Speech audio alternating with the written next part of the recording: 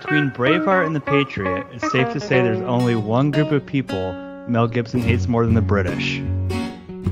Well, maybe there's a couple of them. This is spoiler. Yeah.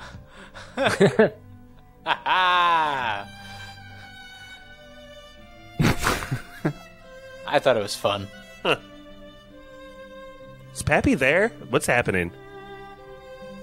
There we go. Hey, everybody, welcome to Spoilers. Yeah, I'm here. It was chaos pre-pod. We thought we'd have a guest.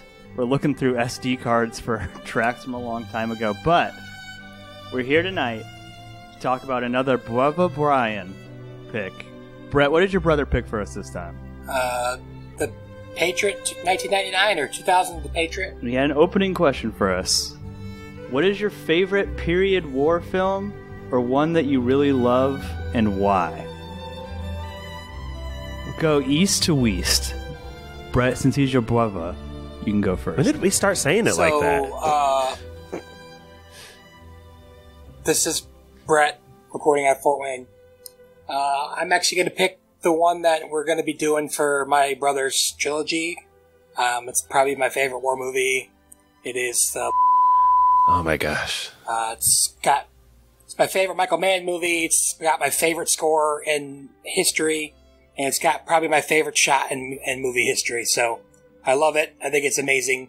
Last 15 minutes is about as good as the movie can get, and I love it. So what's that's your favorite, like, period war film, is your answer? I mean, that's just the one I was thinking of. All right. I can't think of any other ones. What's your favorite war, Brett? I'm a big World War II buff guy, so I'll go with that. But Revolutionary's a good one. Yeah. All wars are good, if you think about it. I mean, the 9 years wasn't bad. You know, that was a solid one. All wars we're involved in are good. That's what you mean, Pat. Undefeated war champs, except for Vietnam and Iraq. Is that not a good movie, Kylo?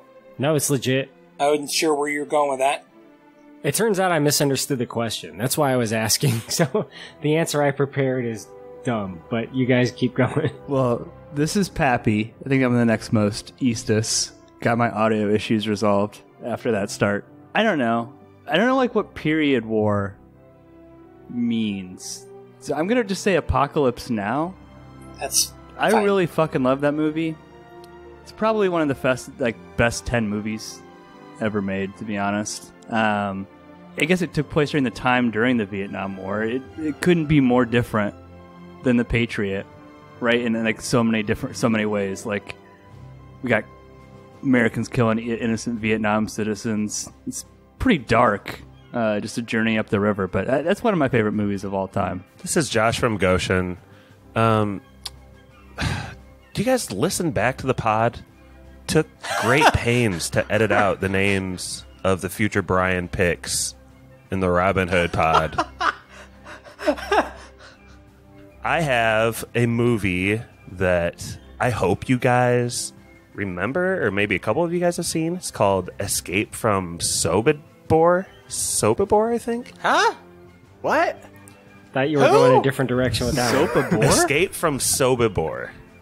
It's 80s British television movie, actually, but it's about this camp, like this particular camp, concentration camp.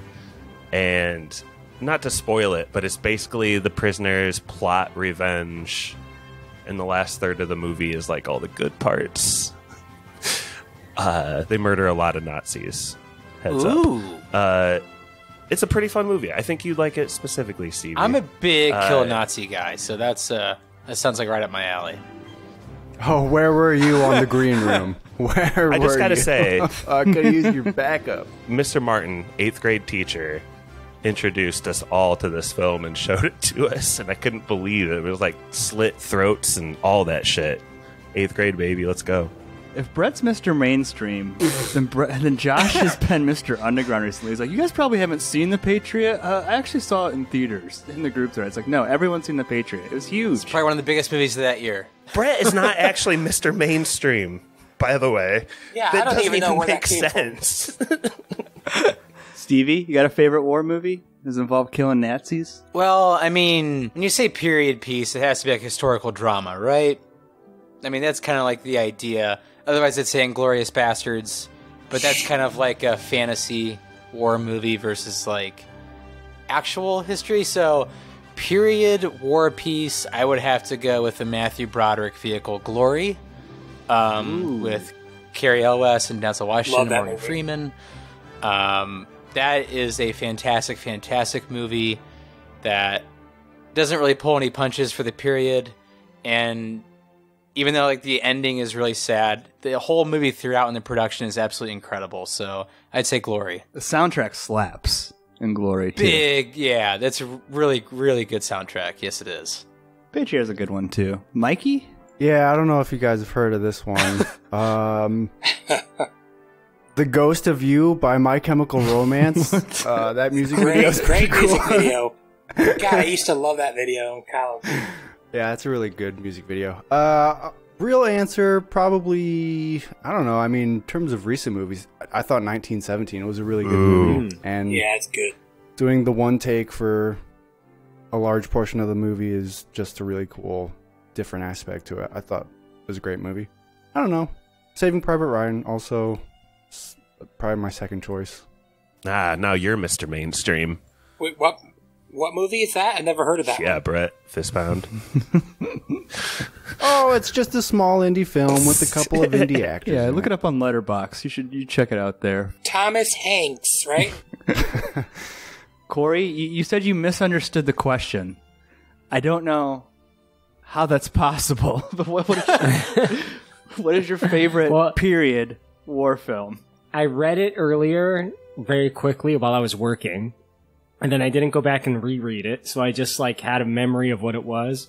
And I thought you were asking like, what's your favorite period of war? Like in history? And I was like, oh, it's kind of like a cheeky question, right? It's kind of like funny. 9/11, baby, the beginning. That's the real start of the war machine that is current modern America. Well, so I thought you guys were going to be like, Vietnam, World War II, and then like the answers would be like based on the movies that they generated. Obviously, I did not read this thoroughly. I was going to give a joke answer that my favorite is when we went to war with the apes. That generated a lot of good movies. When we went to war with the fucking apes starting in the 70s. Apes together strong. But yeah, they kicked our ass. thinking now, I don't really have a real answer to this because I didn't prepare, but I'm going to say there is a movie that I love called The War. It's a 90s movie. The War? God, it's not a war movie either, but that's... What's The War? That's a good movie. It's a good movie. It has young Elijah Wood, and his dad is Kevin Costner. It's about like this family and kind of another rival family, and it's mostly about like from the kid's perspective, but it touches on a few things, like the after effects of like the Vietnam War and how it affected the family, and just like living in poverty and kid rivalry gone too far. There's a lot of elements in this movie. It's really good though. If you like 90s movies like Radio Flyer, this is similar vibes as Radio Flyer. I also saw Grave of the Fireflies on a list of like best war movies of all time. It's kind of a, what is a war movie? Is this a war movie or is it a movie about family? Who's to say? Say it's a war movie, but it's a period war movie for sure, Stevie. But we're talking about family. What's life like down on the Dalmatian plantation in South Carolina? What's Mel Gibson's home life like here? And she'll always be looking down on us and protect us forever. Come into bed.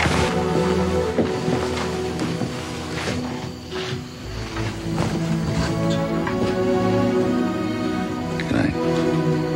Good night, Meg. It helps her to know Mother's there.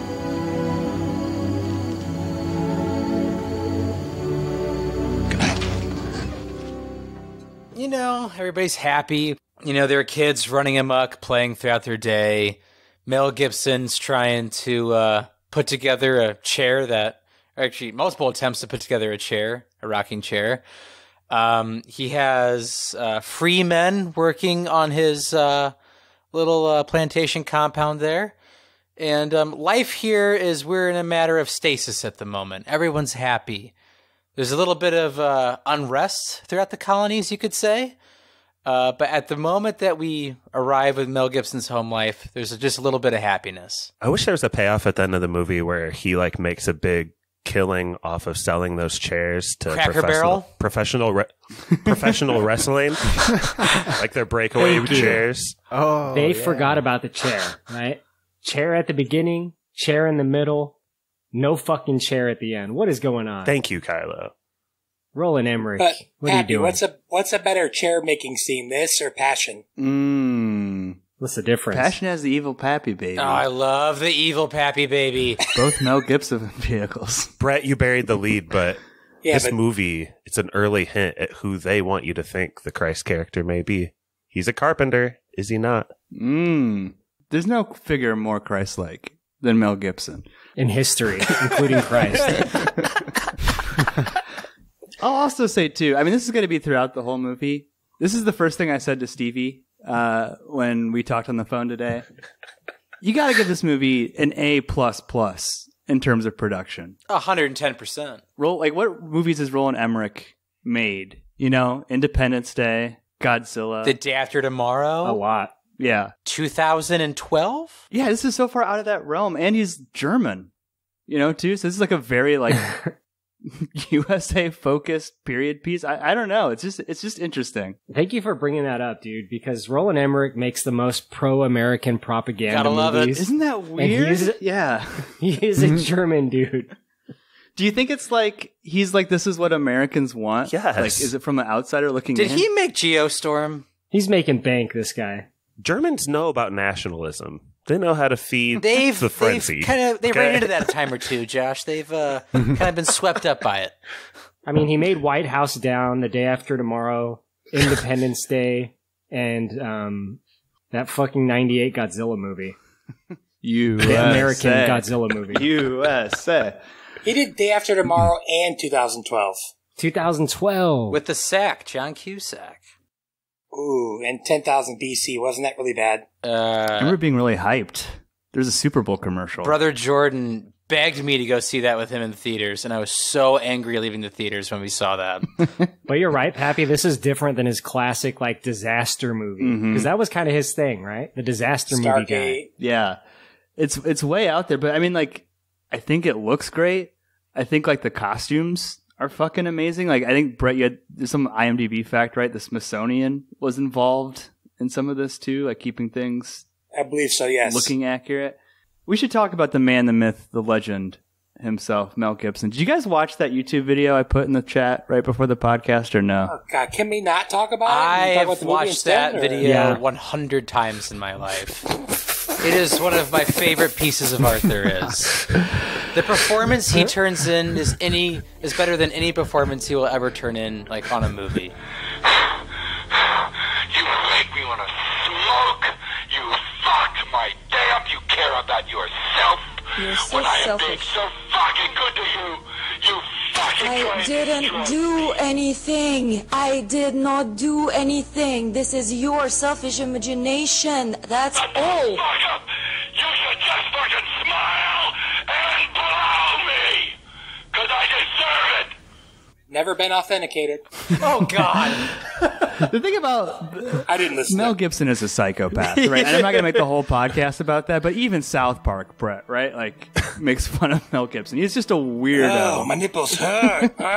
Yeah. I will say, and Brett, I know this is like one of your favorite childhood movies. This is up there for Mel Gibson performances for me. Like, I like this better than his Mad Max.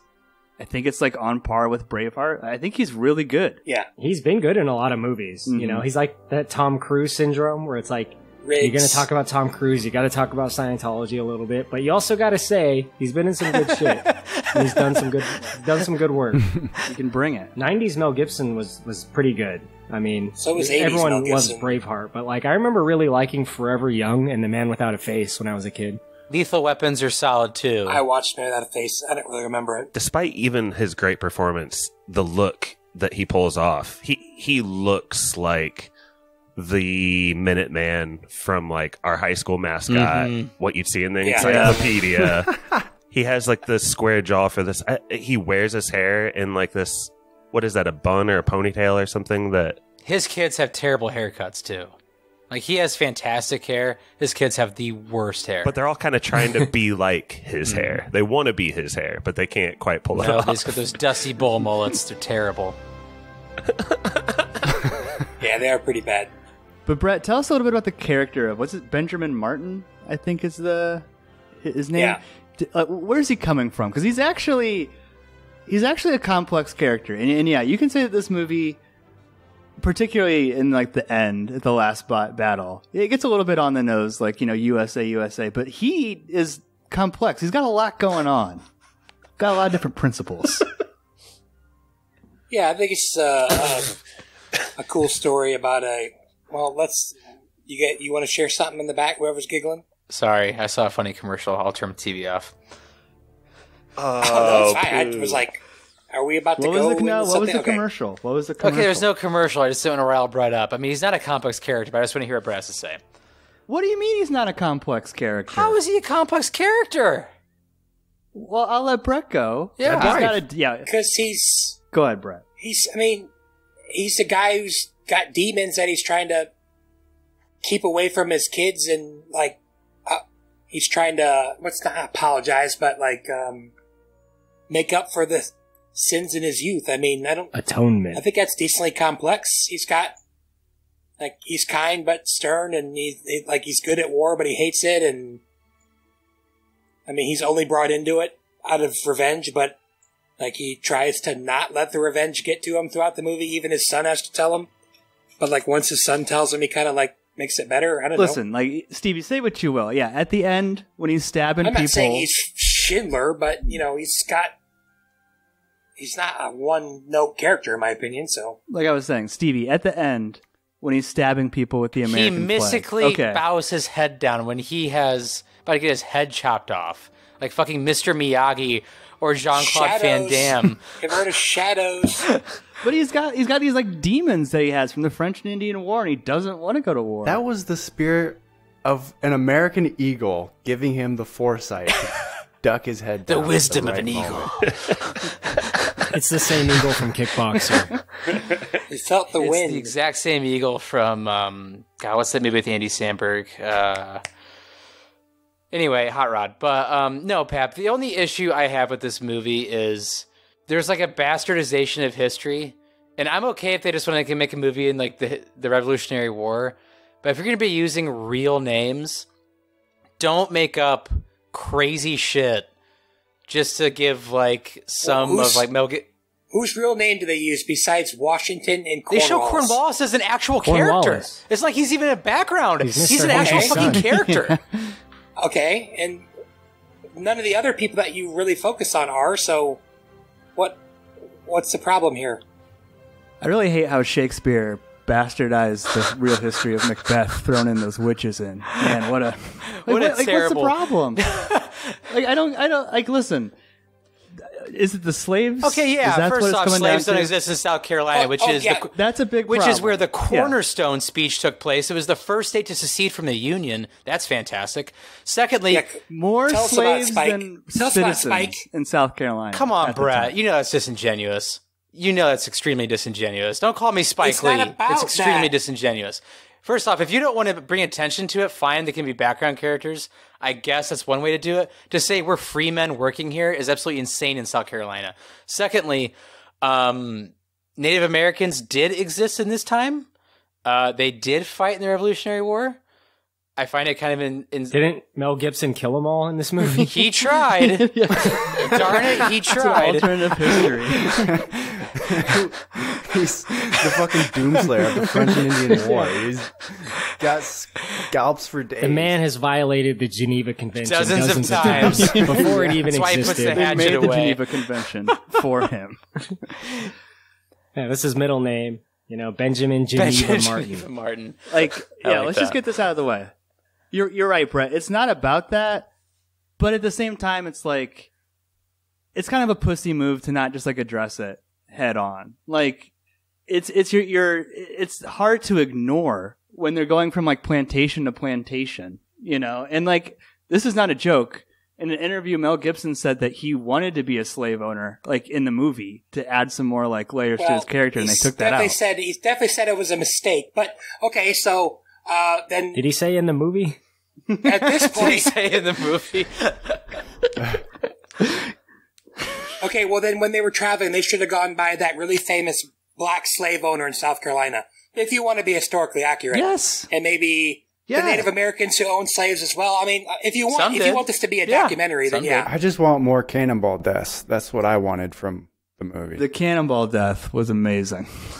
That was good. Honestly, wanted a few more of those. Highlight of this movie for sure. Cannonballs. The head or the leg? I like them both. No movie has done cannonballs right since. Well, the leg, I remember distinctly as a child. The leg makes me like a little squirm a little more than the head. Like the leg is like. Oof. He actually was a real amputee. Yeah, that's awesome.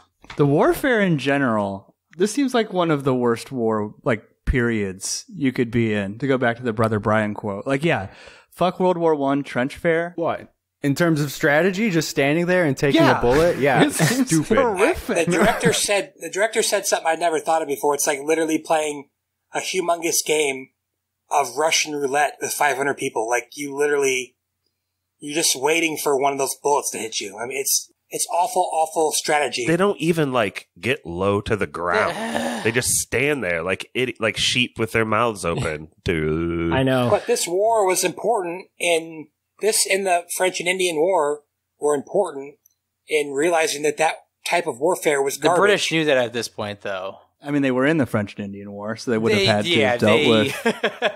They knew. They had a little experience fighting people on their home turf at this point. Do you think it just took them a long time to admit, listen, this bright red coat maybe isn't the best? They really held on to that fashion for a long time. Not a tactical advantage out on the battlefield. They had freaking targets on their planes. The Royal Air Force symbol's a target. What are they doing? This isn't like something bad about the movie, by the way. This movie does an awesome job of highlighting the bizarreness of this fighting style. Yeah. And putting it in your face where it's like you're thinking about this. Like, damn, this would fucking suck. Like, getting a cannonball shot in your direction would be fucking terrifying. And I think all the cinematography is great. Like, the way this action is directed is freaking fantastic. But Josh, there's one young patriot we haven't brought up yet. The Joker himself, Heath Ledger. What's going on with Gabriel? Yeah, so all the kids are kind of like a sliding scale on their knowledge of their surroundings. And he's waiting for the mail to come in. It's like his version of Reddit for the day. Dad, please let me read this. Please let me read this. And some of his first lines in the movie are about one of his friends who's even younger than him has joined up in the local militia. Or maybe even not the militia, right, Brett? What is it? Like the actual Continental Army? Yeah, the Continental Army. So he is chomping at the bit to get into the action. He's becoming a man. Dad, all my friends have Dodge Chargers. I want one too. He wants to get out there. They're farmers, and he wants to kind of go on an adventure. And he's like, I don't know. That's what we get at least at the beginning of the movie, Pat. You like young Heath, Kylo? Gone too soon? Yeah, it makes me sad when I see Heath Ledger, man. Heath Ledger was one of the greats. I don't think he gets an opportunity to excel in this movie, but, he's still a legend in his own time. Not just because of The Dark Knight, by the way. He was starting to expand around that time, see Lords of Dogtown, for example. Oh, yeah. But I love seeing Heath Ledger. It makes me sad to see him. It hurts my heart. Mm-hmm. I think this was the first thing I ever saw him in. This or A Knight's Tale. 10 Things I Hate About You. Yeah. Yeah, Knight's Watching the death scene in particular with him just sucks. It's painful shit. That's literally the scene that I always skipped when I watch this movie. I can't deal with it. In what way can't you deal with it? Is it because he's dead IRL? It frustrates me. This was before he died. It just frustrates me that he dies. It's basically the Viper versus the Mountain, right? Yes, yeah, kind of, yeah. Oh, you mean evokes that same emotional response. Yeah, and there's a bit of like faking, but getting too close and being too cocky. Props to the preacher, though, the Reverend, throwing up his rifle for Heath. Yeah, but if Amazing he would have shot him earlier, then Heath might have lived as well. But Whoa, you're gonna rip on the Heath is pastor? probably going to die. Brett. Oh, I love him so much. I love that character. He could Oh, be he's a the great that character. actor. I like him. He's a forerunner for the Christ-like character. We'll get to that That later. is Odo from Star Trek Deep Space Nine, my favorite Star Trek. He's like, I'll leave what happened to him up to Brett, but he was amazing in his day. His name's like Rene, and he has some super French last name. It's like Auberjonois. Yeah, something like that. Reverend?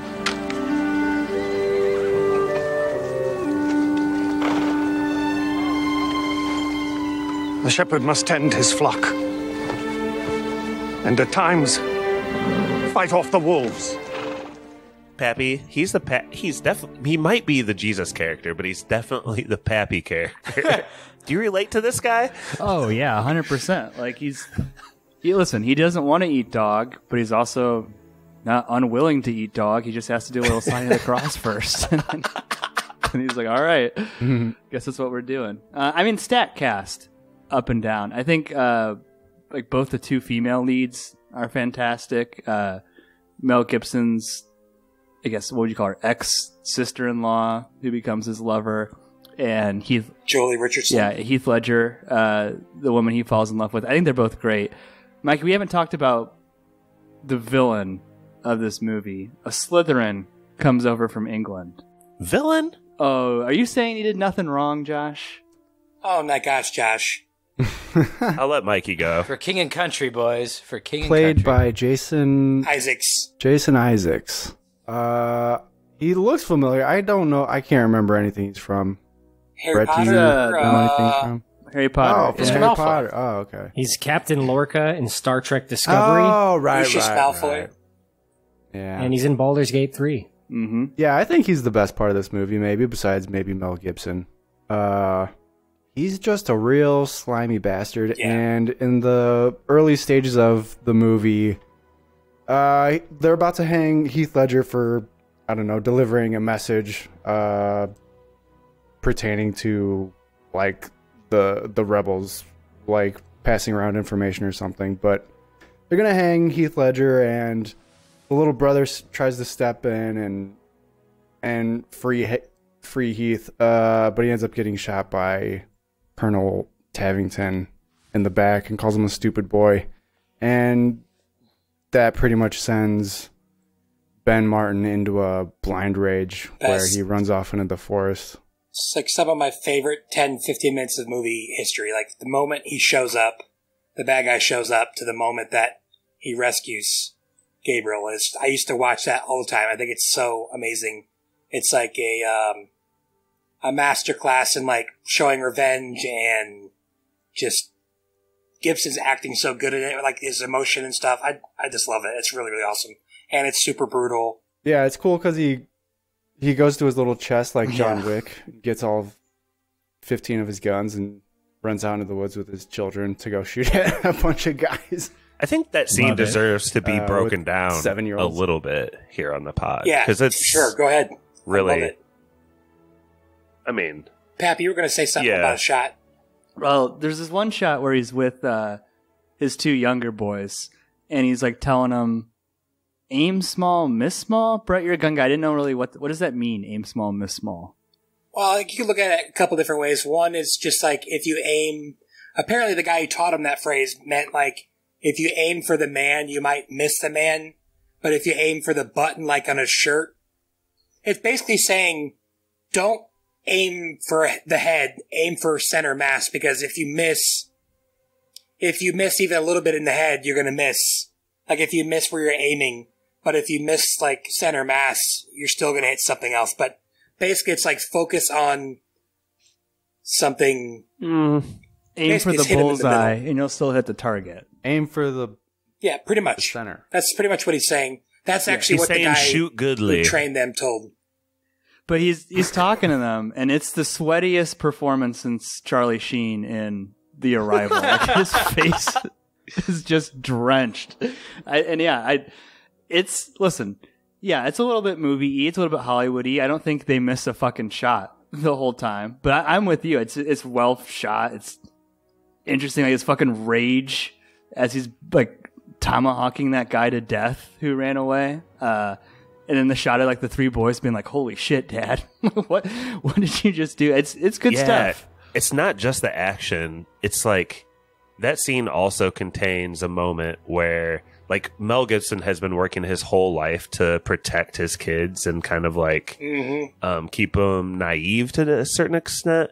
And each one of them has like a moment where they like have to grow the fuck up right now. From like the middle girl where she has to like take some of the kids to the cornfield, to the little kids getting traumatized, to like one like the way the characters all develop here is pretty amazing. I want you two to start with the officers and work your way down. Can you tell the difference? Yes, Father. Yes, Father. Good. Samuel, after your first shot, I want you to reload for your brother Nathan. Now, if anything should happen to me, I want you two to drop your weapons, and I want you to run as quickly as you can. Now you hide in the brush, make your way home, get your brother and your sisters, and you take them to your Aunt Charlotte's. Understood? What did I tell you fellas about shooting? Aim small, miss small. Aim small, miss small. He's like, here's a little something I learned in the French and Indian War. Starts eating his heart. But hey, just as a defense, Pap, like, I get it. Like, there's a lot of shots in this movie, especially any shot that goes more than 20 feet with those little musket, like those little hand. I can't think what I'm drawing a blank on what it's called. Blunderbuss. Blunderbuss. No, not exactly a blunderbuss. That's a pirate weapon with a humongous. I just love that word. Barrel. A dragoon. But basically, yeah. What'd you say? A dragoon. Just whatever the precursor to the revolver. But those things were not accurate. But these kids, I guess he does mention later that he's trained them how to scout and ride and shoot. So, and to be fair, the little kid, like, I think only shoots once. Yeah, then he starts reloading for the other kid. But when he throws a tomahawk, I freaking love that so much. Yeah, him going ham on these like red coats is one of the very memorable things for this movie. Yeah. This movie was pretty big at the time it came out, and if you saw it, there's probably a few scenes you remember. If you're anything like me, this has got to be like at the front of that list, right? Mm-hmm. There's the cannonballs. There's this moment. The cannonballs. Where he cleans up 20 redcoats and with just like sheer American brutality with like his Mel Gibson, his eyes, when he's like enraged, you can see the fire in his eyes. Yeah, crazy eyes. And he is crazy eyes. He can be a great actor, you know, particularly in a moment like this. He has great physicality too, especially considering that he's not exactly young here. He's not like 80s Mel Gibson, but he's really going at it. He gave a lot in this performance, I feel like. Or he just kind of let himself bleed through. One of the two. Can I point out one more small detail before I move on from this, Pat? Yeah. Because I think this movie does another thing really cool here. I'm hoping Stevie recognized it. But, like, a lot of movies say, like, you know how Benjamin Martin becomes the ghost? A lot of movies, it would kind of maybe show his tricky tactics, like the reveal at the end, like how he actually pulled this off. But this movie and in this scene shows us basically all of his best tricks, including the one where he sets up muskets that are loaded and leans them against different trees. So he's like running between them. Seemingly like one man becomes 4 or 5 men running around like barely seen in the foliage. Mm-hmm. And plus, he just instinctively knows what to do. That's like awesome too. God, could you imagine if you went back in time with like a 9mm? You would just fucking destroy everybody. Oh yeah. You'd be a one-man wrecking crew. I think there's something though, Stevie, about this movie shows you all his tricks, but it doesn't make him any less badass. Like right at the beginning, I don't know. Yeah. I know you hate this movie. No, actually, I love this movie. There's just some things that kind of drive me insane. It's a little superhero-ish for that scene, but it is really cool for effect of the character. It's just like, you know, he kind of can do no wrong on the battlefield. He hides muskets. I know, but there's kind of that element too of like, everything he does is perfect in this scene, which is cool. Like, he's a great fighter, he's a great shooter, he's great with the tomahawk, it's fun to watch. But there's like, at a certain point, like, where does the tension go besides like seeing So you blood? don't like John Wick 1 through 4? Oh, I love those movies, but those movies are pretty much like a fantasy action hero movie. Well, for me, the tension is with what the other characters like are at risk for. Meaning, like, other people are at risk. Maybe not him, but there's people that we care about because he cares about, and we get to know him throughout the movie. Some of those people don't make it. Yeah. This movie takes some pretty bold choices, I think, with who lives and dies. The guy with his wife and kid is brutal. Mm-hmm. Yeah, the point of those two scenes is his son dies, so there's stakes, and now we're seeing that he's a proficient warrior. Because at the beginning of the movie, he's very anti, doesn't want to get drug into this war, trying to avoid it. But he's got a dark past that it's hinting at. And now, he's full-blown in the militia. He's a colonel in the Continental Army. He's got a ragtag group of soldiers that he recruited. Stonks are going up. Brett, this militia proceeds to prank His Majesty's army all over Dixieland. So many pranks. Any pranks that you liked or remembered from your childhood? We're skipping ahead a little bit, but the whole prisoner exchange is a great scene where he has a great conversation with Cornwallis. The prank of just taking cover and, firing when the enemy isn't surprised. Great prank. I like a prank where like 4 or 5 of the British soldiers yield and they just chop their faces in with axes anyway. Technically they hadn't yielded yet, but yeah. There's no way we'll know for sure, says the Frenchman. Just a little tiny war crime, okay? Harmless pranks, Mikey. Harmless pranks. That scene was a little unbelievable how that conversation came together. Like, all of the soldiers somehow surrounding this, like, one kill. I cannot believe you killed that man. The prank with the prisoner exchange. I like Cornwallis's little side guy, his little assistant, when he's like, he's with 2 Great Danes. That's what...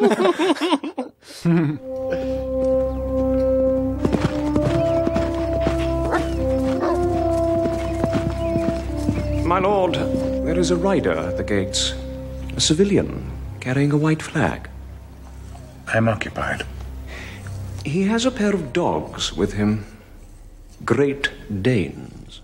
There's a couple sympathetic British people. One of them at the beginning. The first guy. Yeah, the guy at that beginning house. Like, he clearly doesn't want to kill the wounded soldiers. He doesn't want to light the house on fire. He doesn't want to steal shit. But, like, his face gets blown off, like, 5 minutes later. What about Adam Baldwin? What happens to him? I don't think anything happens to him. He doesn't even get his comeuppance? They don't show anything? I don't think so, no. Dang. Who's Adam Baldwin in this movie? I don't know. Yeah. He's the guy who... He's the American who Animal Mother? The turncoat. Yeah, he rats everybody out. He lights the building on fire. Oh, that guy. He doesn't agree with it, but he knows, like, his own words were used against him, and it is an order, so... He's just following orders. Just following orders, boys. Stevie, is that something that bothers you? Yes. Not to skip ahead a little bit. Is it like, 1, there's only 1 loyalist in all of South Carolina, supposedly, and 2, just like the... 1, Pap. In the most unpopular war at the time with people in, like, the colonies. 1 loyalist. I think less than 50%, they estimate. Yeah, it was like 40, 60 were for it, yeah. Jason Isaacs, Mr. Malfoy, is great, but does it also bother you, like, just how unhinged he is? Because I was looking up, like, some, like, historians' criticism of the movie, and they're like, to burn people in a church is fucking absurd. Well, like, that would just have never happened. And if it did, we'd all know about it. There would be paintings, there would be poems, there would be... I mean, that would be ingrained in our brains from, like, 4th grade up to our seniors. Pawnee town hall paintings. Like, something like that would... Also, those... Go ahead, Brett. Go ahead. No, I was going to make it... I mean, Pappy, those historians that are crying, they're British historians, and they're just losers, so... Nobody really knows anything about this guy. Fucking red coat bitches. But yeah, I'm with you. Like, that one was bad, and they think that a lot of Emmerich's, like, portrayal of the British kind of came They're from... Nazis. What he knew They're about Nazis. the Nazis. They're just replacements for Guys, Nazis. What? I don't know. I think anywhere there's war, there's rape and burning people alive and torture and all that shit. And that's like... Not in a gentleman's army, sir. Why? Josh. Always have to avoid war at all costs. The rebels were a minority in this war. And, like, literally, there was, like, friends fighting friends in this. Yeah, I was going to say there'd be more brother fighting brother. Yeah, brother fighting brother. Also, like, when it came to, like, what we know as, like, Americans, the Continental Army, there's the Loyalists and Continentals. And, like... the idea that that would happen, and also the British didn't want to spend too much money on this war for the simple fact they were broke already, which is where taxation came from the 9 Years' War. You want to make this quick and easy, and the way to really start a rebellion is by burning an entire town in a church. Well, actually, Cornwallis has a good line that I kind of describes what you're talking about, Stevie. Yes, the money and everything, but he basically says, when this is all done and we win, we want to continue to be diplomatic with these people. Like, yes, burning a church would not be the way to do that. I advance myself only through victory. You advance yourself only through my good graces. These colonials are our brethren, and when this conflict is over, we will re-establish commerce with them. Do you understand, Colonel? But like as Pappy said, he's supposed to be unhinged. Yeah. And He's getting Ohio. He's doing it for Ohio. What a deal. Tell me about Ohio. The paradise known as Ohio. Tell me about Sandusky. Do you guys think they just, like, took that story from, like, George Washington? Like, kind of his not getting promoted type deal? And feeling scorned that way? What do you mean? I mean, you could say that's, like, a big reason why the revolution even happened in the first place, because George Washington never got his promotion in the British Army. He was butthurt about getting passed over. Oh, yeah. And he said, we're going to war over this. Oh, yeah. That was a big part of it. Didn't really, like... It's just interesting to set this movie in the South. You know what I mean? Because it's like, I don't know. I don't think about the Revolutionary War in the South ever. So it feels northeastern, doesn't it? Yeah, it feels like like Virginia and up. Virginia and up. Well, yeah, Concord and Lexington's where it started. So, but it does move down. They wanted to like pinch them in, but yeah, I'm with you there. But I mean, the main guy that Benjamin Martin's based on is from South Carolina. They originally tried to sack Charlestown. So, I mean, it's just a snapshot of the war. Mm-hmm. Obviously, if it was a few years earlier, it'd be different, but... I mean, it's a good... Like I said, it's a new look at a story we're all familiar with if you grew up in the American education system. I guess I just do question, Josh, and we didn't get your input on this earlier, but how do you feel about the wedding amongst the slave refugees? That whole scene. About the 2-hour mark. Things are happy at this point. It's the Young Guns wedding. Steve's getting married. Charlie gets married. Charlie's getting married. Dang it. Yeah, you're right. It's not It's Dirty John Steve. Kinney. I don't really like what you're setting me up here for, Pat. But I'm not setting you up for anything. Just what are your thoughts? How'd you feel? How did it make you feel? It's a trap. Listen, I've seen this movie too many times. Like, Heath Ledger dies and his wife gets burned alive separately. So, like, I know it's happy in the moment, but you kind of know what's coming. Maybe even the first time you watch this movie, this is a joyous moment that in your heart of hearts, you know, kind of precedes a downfall. It's happy, I guess. Maybe it's not really PC or whatever, Pap. Good point. You're the social justice warrior. I'm asking you. Oh. But this was like a colony of free and not free slaves that they go to. It's not just their people there. What do you mean their people? Yeah. Well, and if I were them, there'd be nothing I love more than a bunch of plantation owners rolling up into our colony. Yeah. Nothing would be more chill than We're that. on the run from the British. Roland Emmerich inserts weird bits of comedy in his movies. Yeah. And I think it is really fucking annoying when it happens. Like, I never really like it. And I'm going to go on record and say this. I fucking hate the movie Independence Day. It sucks. I know there's a great speech in it. Wow. But try watching that movie. It's a piece of shit. Wow. This movie pretty serious, pretty dark, pretty heavy. That's my jam. That's my vibe. I understand the need for comedy in a movie like this, but there's a moment around this time, Pappy, when we get hit like 3 times in a row with comedy with involving Heath Ledger's love interest, and I don't think it works.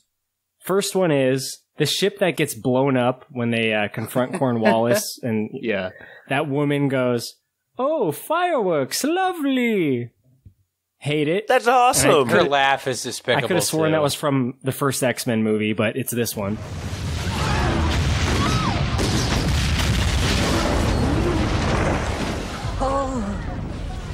Oh, fireworks, lovely. Not too long after that, Heath Ledger shows up and he has come to call on Anne. Of course he calls himself a man. I do hate that line. I do. I'm with so you there. bad. And then the tea joke follows that. So those bits of comedy are very, very close to each other. And I think those are like the biggest jokes this movie has. No, there's one right after that that really works. It's when Heath Ledger rides out to Mel and he's like, "Hey, I'm back and ready to go." And they start going and he's got like the tea and he's grinning and bopping all around. And Mel gives this look of like, "Well, you obviously got laid for the first time last night." I was like, was no one else picking up that vibe? Yep. It's good. Good move. That's It's not hilarious. what happened. They were in the bundling bag. Heath was locked securely in the The bundling bag. mom No explicitly funny business left a hole happened. for his dick in the bag. No. 110%. What are you talking about? Come on. Like a ghost eye? Like a ghost sheet? Like a Talking whole about like, smiley face down there, man. Curb Your Enthusiasm? Okay, yeah. He got an over the bundling bag handsy. Maybe. What's the stain all over the bundling bag? So much evidence. Holy shit, I'm gonna come. Yeah, I'm with you, Corey. Like, some of those moments don't work as well. I do like the dynamic between Mel and Heath. The whole father-son vibe that they got going on, and then Mel becomes his commanding officer, right? And I think at one point he's like, I don't even remember the line, but it's something like Heath Ledger, like Mel's like, "You're stubborn," and Heath's like, "Well, I learned that from my father," or something like that. You know what I'm talking about? Just kind of their interplay. Did we lose Brett? I was just gotten in the bathroom and I stopped. I was like, he's asking me a question. Let's see. What did you say? I'm stubborn. You get that from my side or whatever. I learned that from my father. Yeah, I think it's good. All right, I'll let you go, P. Steve, what do you think about the father-son relationship in this movie? I really like the apple cart scene where he's like sitting on like the wagon and hands him the apple and he's cutting it and he's talking with him. I feel like that's like really great chemistry in this movie. And I feel like the shining acting in this movie, like I guess you could say it's between Mr. Malfoy and Mel Gibson. I really think the shining like acting in this movie comes from Heath Ledger and Mel Gibson. I really like their chemistry. I really like how they bicker like father-son. I love how protective Mel Gibson is of him, and it's very believable. And as much as I hate the story he tells, I really like when Mel Gibson breaks down and like tells him what happens at quote unquote Fort Wilderness. Stevie, that apple cart though, didn't you get the feeling that Heath had watched Mel Gibson eat apples and was kind of doing an impression of Felt it, like it, didn't as it? a son would? Yeah, that was really well done, I thought. Why do you hate the Fort Wilderness story, though? I feel like at that point you could just tell the story of the Fort William Henry massacre. I don't really feel like they need to make up the story about Fort Wilderness and kind of go into detail that way. I feel like if you're going to combine history and a lot of things, you might as well tell a story that like happened, which was the massacre. But sounds to me what they kind of did was they took the story of what happened at that massacre and created one afterwards where Mel Gibson got revenge for it. I fucking love the set, though, at the old Spanish mission. Like, it looks like a fucking Red Dead Redemption level or something. Like, it just, I don't know, it's super cool. And then I went on this rabbit hole looking up, like, swamps in South Carolina. I think this is all shot on site, too, but like that, I don't know, just like as like a home base, it just looks so fucking cool. And having like an old ruin, right? I mean, it's the 1700s, but then it was still like, you know, a building from like what, 100, 200 years ago? Imagine the mosquitoes, though. That'd be rough. You know what I just realized this movie lacks? There's never a scene where like the British come in and like stomp their turtle sewer den. You know what I mean? Yeah. Turtle sewer. Which is weird because they set it up. Yeah. Like, the guy says, at the old Spanish mission, but they like set him up in a different spot. Yeah, it's weird. We kind of touched on it earlier, Mikey, but do you want to talk about Heath's death and how it sets up the final battle here?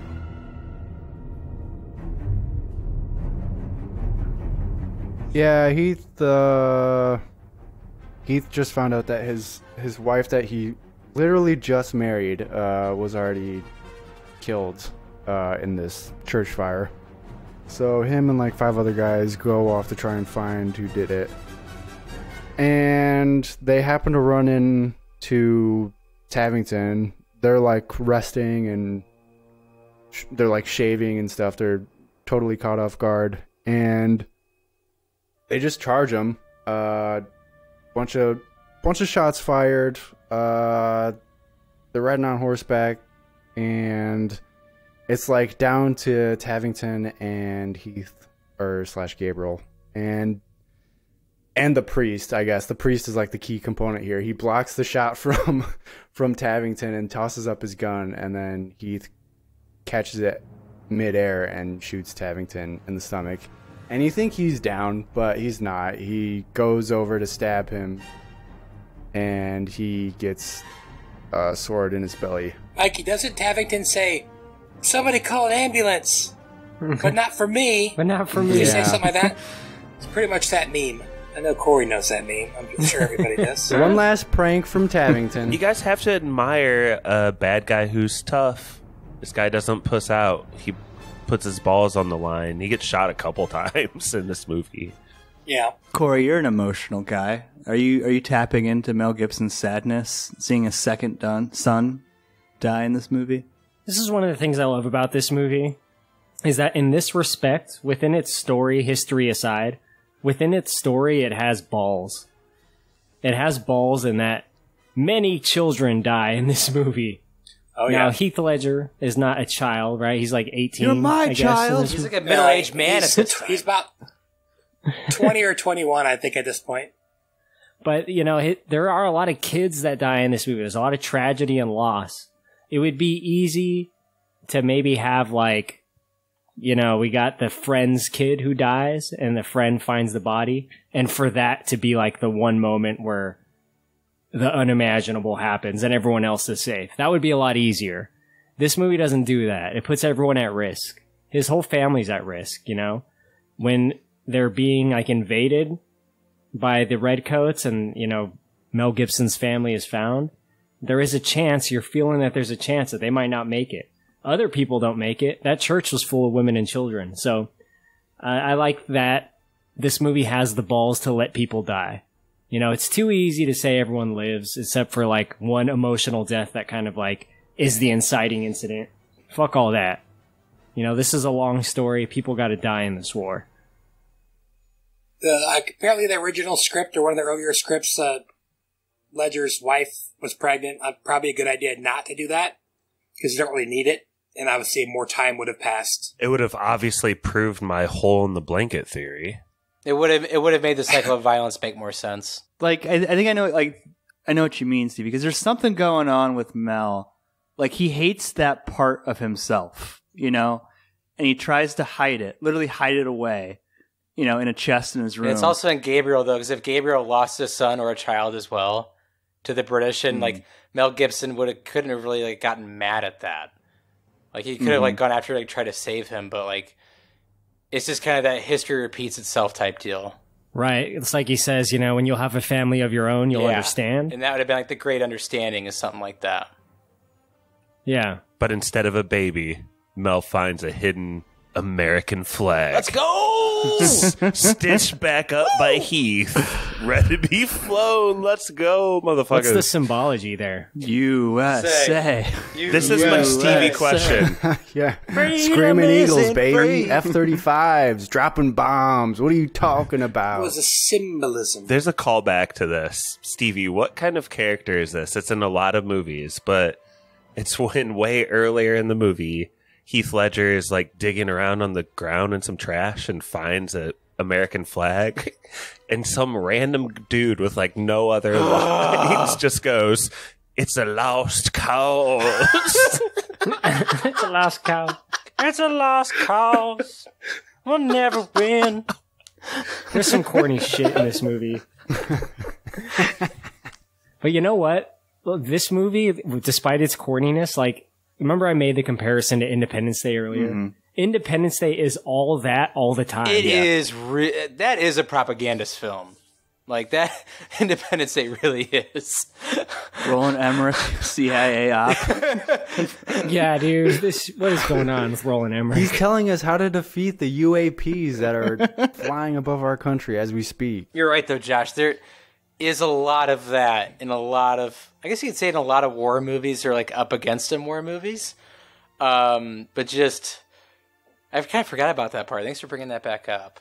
It's a lost cause. It's a lost cause. Don't go fighting. But there is no greater tracking shot, though, than Mel fucking Gibson, Mr. You Should Just Smile and Blow Me himself. I love that clip so much. Grabbing a giant American flag and running through the battlefield in slow motion, screaming, "Hold the line. Huzzah! Huzzah! Huzzah!" Like there's something inherently amazing about that. As much as I can like knock on this movie, as an American watching this movie, fuck yeah. I love that scene. Yeah. Australia's own Mel Gibson. Yeah. Australia's own. Australia and a German heading this project. He does it on horseback once, Yes. which is very reminiscent of Braveheart. Mm-hmm. And then during the battle, he grabs another one and does it on foot up into a church, no less, where they make a final stand. Watching this movie, I was thinking, this is Braveheart meets American Legends of the Braveheart. Fall meets Gladiator. Yeah. I was thinking A last lot of vibes. for Yeah. some reason. Great, we'll bleep that out too.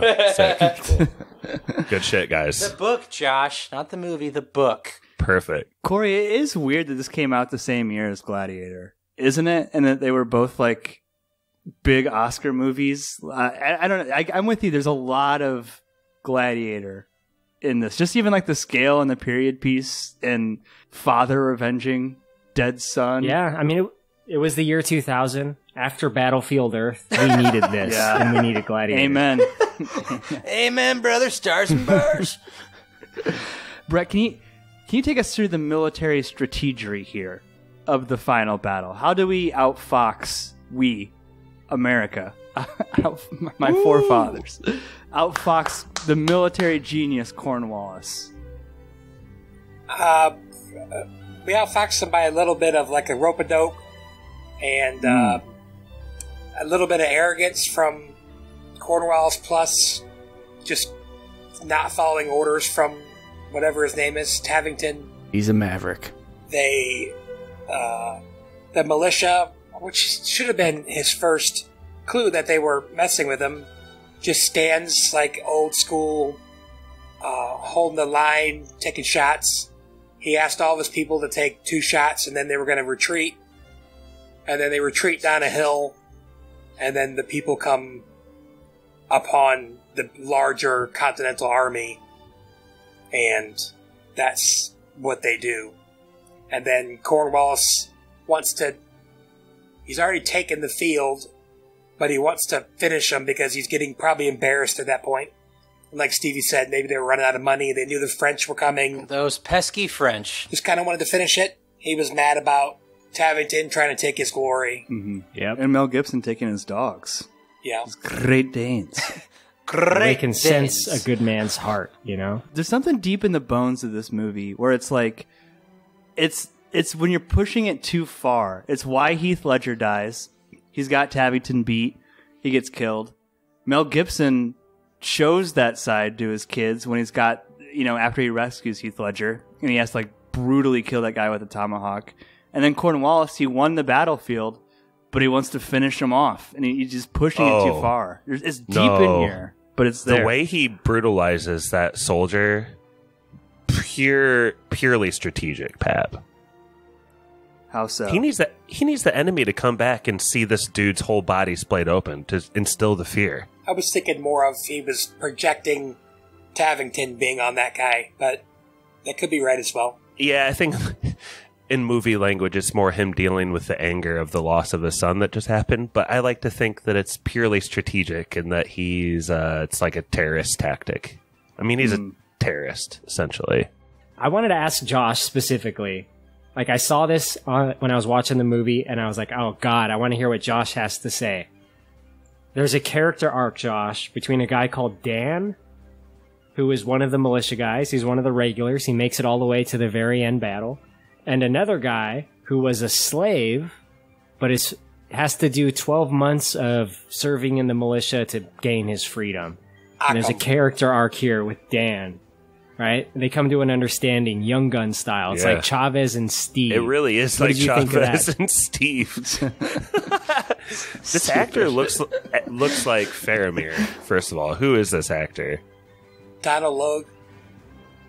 Yeah. What else is he in? He was on a Fox show Tons of that stuff. was... Blade, Grounded for Life. I love him. Zodiac? Hell yeah. Yeah, he's good. I like Donald Logue. Honestly, this was the unintentional humor that really drove some parts of the movie for me, Corey. Was it not? Come on, guys. I sent you guys a screenshot of his buddy saying, "What will change?"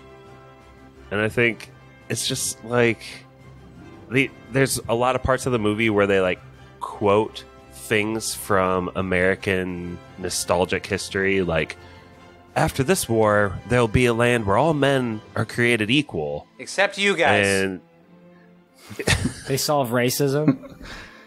Yeah, and there's another part where it's that's one small step for man, one giant leap for mankind.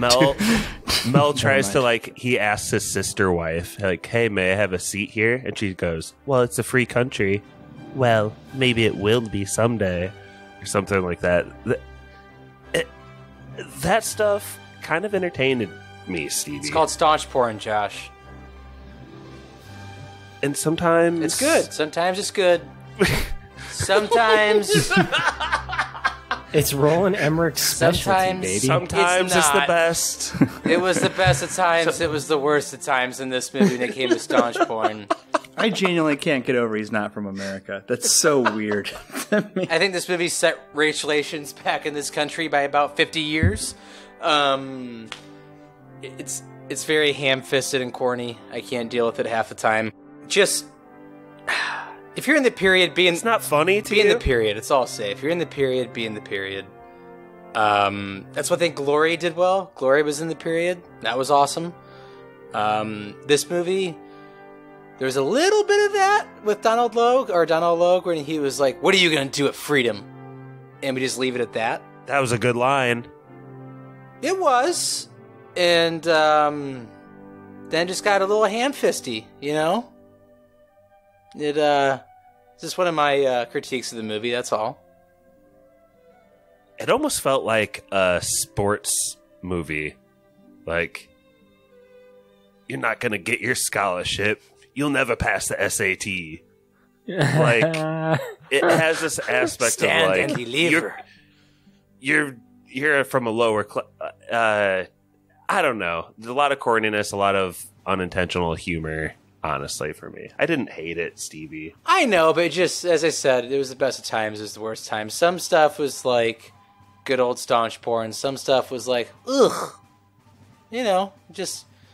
You got a German guy who's just kind of trying to roll the punches, that's all.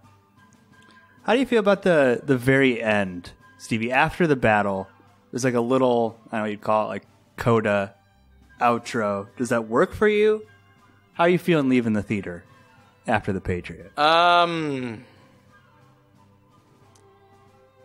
frankly, I don't think he needed it. Especially, like, what we know now in a post-war sense. Country was not great for a lot of people after this war. Especially for, like, Native Americans. It would have been probably a million times better had the British had won. But, and, like, you know, as much as they can say, like, hey, we solved racism, we know it never got better for a long, long time. And also, like, the other sad part of this was, like, maybe between, like, 300,000 people were literally expelled from this country for fighting for being loyalists. So, like, families were torn apart that way, and friendships were torn apart that way, which I find kind of sad. So, I don't think you needed that kind of coda. Do you? It's like Corey was saying. It's this level of cheese where they don't want to, like, deal with those realities. Instead, you know, the free men, like the last shot of the movie is Mel Gibson shaking hands with the black guy. We right? solved Who earned his racism, freedom. Pat. We solved it. How come? Yeah, it's like he would have. There's no way that guy wants to stay in South Carolina after this. You know what I mean? Guys, from an intellectual perspective, yes, but Yes, no, that's what I'm saying. the storytelling in the movie, in the moment, it's pretty slick. Like, it kind of works. The movie wants you to feel yeah, happy. but he should have been able to build a chair now that he's gotten through it. Agreed. What was the whole point of this movie? Can't build chairs. Or Corey fallen one last time. You know? I would have been cool. But now he's okay with it. Now he doesn't overreact. Right. He doesn't need to slam it into the corner or onto another wrestler. I'm okay with either of these, yeah. He, like, makes a chair for George Washington Dude, my sons were better men is an awesome line, by the way. Yeah, it is. as he stabs That's the guy. good shit. Yeah. Yeah. Yeah. Is that supposed to be the antithesis of Stupid Boy, basically? I feel like I Smart realized man, that stupid today. boy. It's F-U. I like that. Or Better Man versus Stupid Boy, something like that. Should have cut his head off. Should have cut his head off, Mikey. Should have held his face in front of a cannonball. Mikey would have loved that. Like right in front of a cannon and fired it. That would have been nice. But I like the way they did it. That would have been so fucked up. Did Mel Gibson need to kill Malfoy? I was bringing this up to you, and I don't know if this is lame. Like, obviously, like, you feel better as an audience if he gets his revenge, but I don't know. I feel like it would have been thematically better if he leaves him to die on the battlefield. Yeah. You know? Like, he's broken free of that vengeance, anger-driven killing. If it's kill or be That's killed... not American, Pap. I know. But you picking up what I'm putting down, Josh? Like, could he just left him there to die? Like, would that have made sense? These colors don't run. Why would he leave him? Why? No, that doesn't make any sense to me. I guess. He had to die. He told him he would kill him. Everybody's dying on this battlefield. I think a decision like that is a lot like... People are getting hacked up. The same thing about, like, Mel Gibson probably should have been a slave owner. I think this British general, or whatever he is, colonel, the one it's based on, he actually does live and becomes like a member of parliament back in Britain. Oh, yeah. He lives almost 40 years longer than Francis Marion. But So I do dig what you're putting down, but I think that becomes a less sensational movie that you don't enjoy in the moment as much, Pap. And this director is clearly going... like, the flag couldn't be more prevalent. Well, yeah, he wants you to feel a certain way leaving the theater, like patriotic, pumped up, cathartic ending. All the bows are wrapped up. You know, we solved racism, and I think it works a lot of ways. I mean, it's like a good ending. This movie came out on June 27th, by the way, so it was right before 4th of July. That's smart. Didn't it just tear up the box office too? Wasn't it like #1 for like a month or something? Like, it did fucking numbers. Everyone saw this movie. It made a fuck ton of money. I remember we talked about this a little bit on our thread, but I remember a lot of hype for this. This was like a big deal. Kind of in the same way Gladiator was that same year. And I know there's a similar vibe, but like, you know, all my friends saw this. I saw this. perfect movie for a 13-year-old boy, that's for sure. Because the comedy, although it doesn't work for me at my age, definitely works for 12, 13-year-old me. Oh, yeah. Yeah, I was going to say, sorry to correct the record. It was never the #1 movie in America. Perfect Storm. I never watched that movie. What a shithole movie to lose to. Lost to Perfect Storm, then lost to Scary Movie the next week, and What Lies Beneath the week after. What a great movie that is. That's a good movie. I know Stevie and I like that movie. That's scary. Mm-hmm. That's scary as crap, too, to me. That movie scared the shit out of me as a kid. Dude, summers used to be so different. Like, listen to that lineup of movies. This movie was in the theaters for 2 months. Think about that. Like, that doesn't happen now. Now we get a new Transformers movie on 4th of July. USA. We get a Michael Bay. We got an American making American movies. Sponsored by Chevy. Maybe we should get more Germans back. I don't know. It's not working for me. Let's get into final thoughts, but before we open it up, there's a segment we have to do. Brett, Mikey, could you please cue the Bee Gees? There we go. Woo! Oh yeah, Brett, you know what time everybody, it is. It's time for Who's Dead? That's it. Ace We'll workshop that. Who's dead? Who's dead? I was going to say that, Josh. I'm workshopping. I have a note in my phone. It says the Patriot death. So, famously, unfortunately, we lost one of the best actors of the generation, Heath Ledger. Accidental overdose, just a bunch of crap he was going through. Is really unfortunate. As Corey mentioned earlier, Rene Auberjonois, the preacher, the Reverend, he died in a pretty sad way too. He had like some terminal painful cancer, and since he lived in California, like they passed a bill where he basically was euthanized. Ooh. Legally. And then the saddest one, and unfortunately, timing wise, my brother actually met this girl at the airport, I believe, and since it's his movie, the girl who played, I can't believe we didn't even talk about that scene. That scene guts me every time. But anyway, the girl who plays the girl who doesn't talk. No. She died at age 21 of an accidental overdose. Her name is Sky Nicole Bartusiak. My brother met her at the airport. Yes, that was a good Don't scene. Go Papa, like, guts me. I got every teary-eyed time. at that It's so point. freaking sad. I got teary-eyed. At that point. Maybe cut the music. I have a daughter exactly that age, and it killed me. I love the juxtaposition of the sweet tones of Barry Gibb. These trashes. Yeah, Mikey, I think you can cut the fucking music. You guys wanted this. This is your thing. You wanted My this. hands are above my head. It's playing until there's 2 minutes left, Josh. It's going until it's done. I got a bonus death for the fans too. I guess it's not real. It's Jason Isaacs just died tonight. No way. No. Oh, okay. That's what Jolie I Richardson, thought who it was. plays Charlotte, the new mom. Her sister was married to Liam Neeson. She died in a skiing accident. So, Parent Trap Zone. Is that where she was from? Yeah, Parent Trap. No. But yeah, sad one. Yep. Heath, R.I.P. Heath, Renee, and Sky. Dude, I love Heath Ledger's cheeks when he smiles. My God, what a handsome boy he was.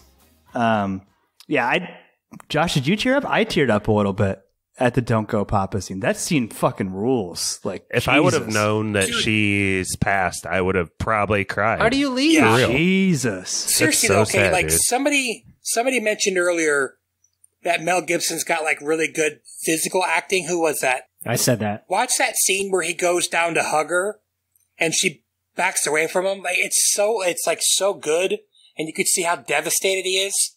But then he tries to like stiff up her lip bit, and he's like, okay, and then he leaves, and that's right before the Don't Go Papa. But yeah, Josh, I guess it's probably a good thing that you didn't know that. Mm-hmm. She's an amazing kid actor.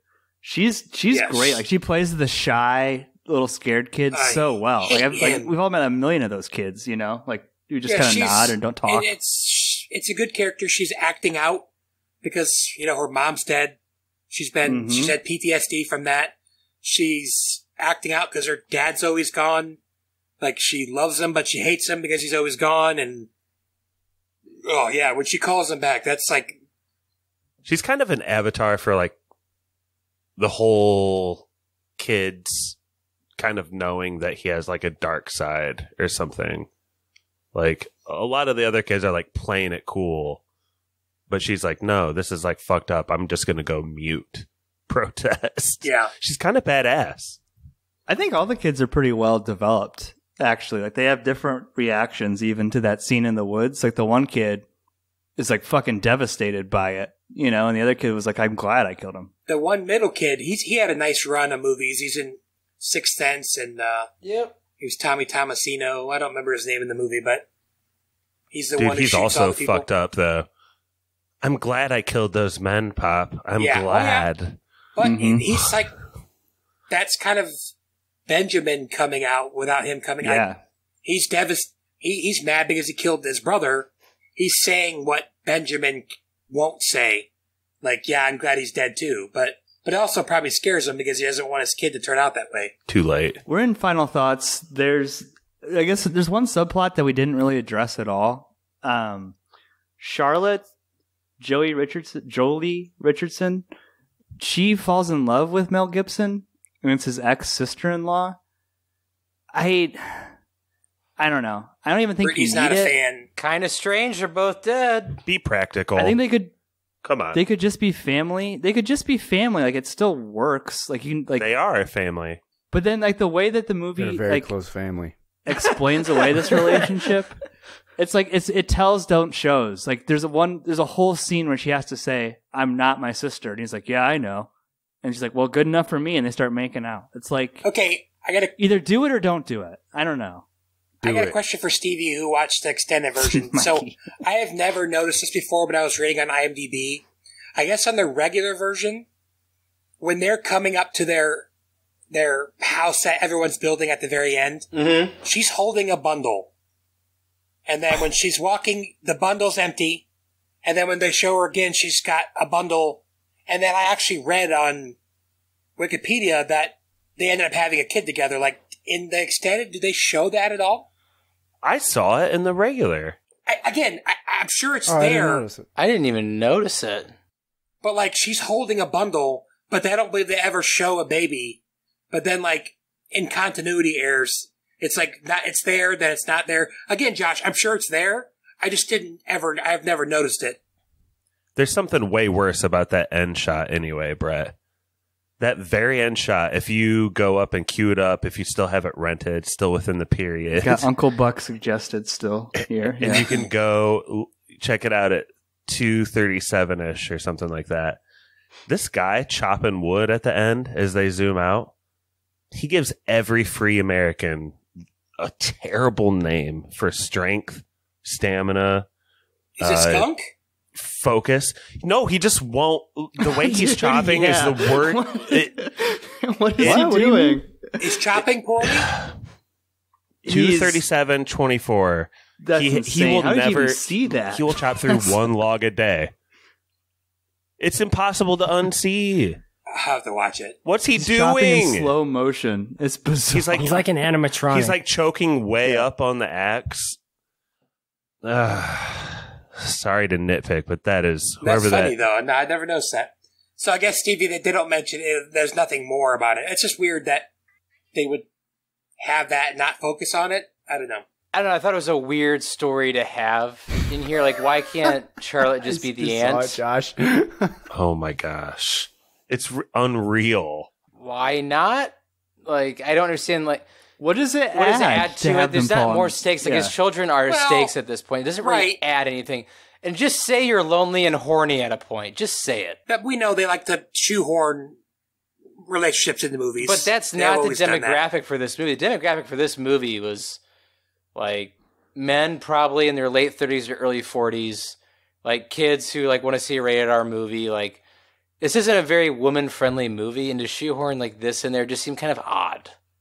There's already a good love story that works and is tragic. Yes. Like this doesn't. Yeah, but they're dead. Yeah, it's tragic. I'm just kidding. I don't have a problem with. She is holding a baby. Jesus Christ. Seriously though, just this guy doesn't need to try to act. Just watch the main characters walk by, and you don't need to pretend to act like fucking wuss. Is it the very end scene, Josh? It's the very last scene, bottom of the frame. I can't wait to watch guy this. swinging the axe. Yeah. Dude. It's Don't insane. do it. And I'm not gonna lie, I not to harp on this even more, but okay, bottom left, we're dollying. He's got the axe. Okay, he just got to the axe. Here we. How far is he choked up? Guy, come on. He's not. Worst There's performance no of the wood whole chips. movie. That man- No wood chips are flying up in his face. Like nothing's happening. That man would be dead. He would not be alive right now. That man is. He wouldn't have made it through the war. He wouldn't have made it through the war. That man does not have an ounce of testosterone in his body. That is. He starts chopping firewood for the winter in October and finishes in July. No, maybe Jeez. that's Simple Jack. The whole next Let's character, go. the whole next movie's about him. I have a final thought, Pappy. Yeah. Underrated part of the movie. Just really quick, want to hit on this little detail. I bet Brett loved it.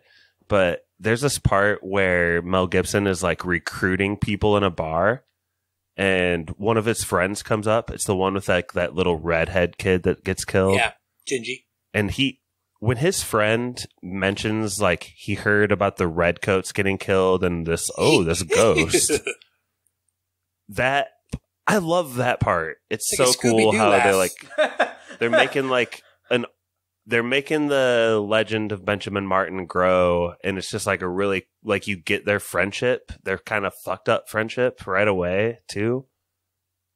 Yeah. Cool part of the movie. Apparently, also, I noticed it, but he walks up and he walks away and he literally never signs the paper.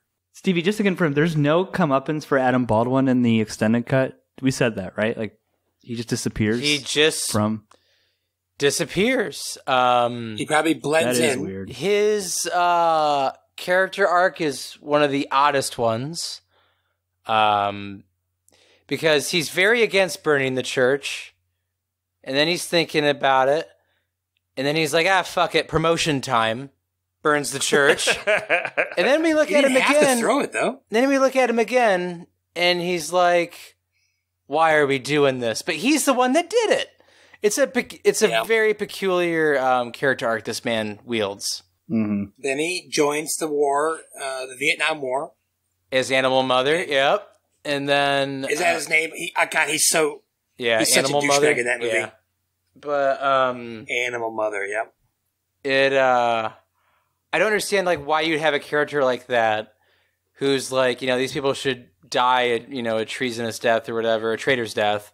He's all for, king and country and whatnot. But you don't flesh out his arc. It just seemed like he got lost in the shuffle. I don't know. Yeah. Well, he's told him in the church at the beginning that he wasn't for this war. Should have seen it coming. He had it coming. It's a lost cause. I can't believe he doesn't get killed in this movie. It's kind of unbelievable. He should have gotten a cannonball right to the middle of his body. Mm-hmm. That, or at least like show him like getting expelled from the country. Like that'd have been fine.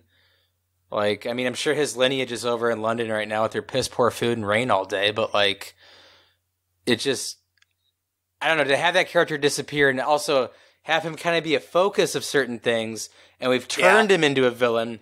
We're teetering on the edge of the entire movie by this character. Like, what is he? Like, is he good? Is he bad? Is he going to come back? Is he go bad? He goes full bad.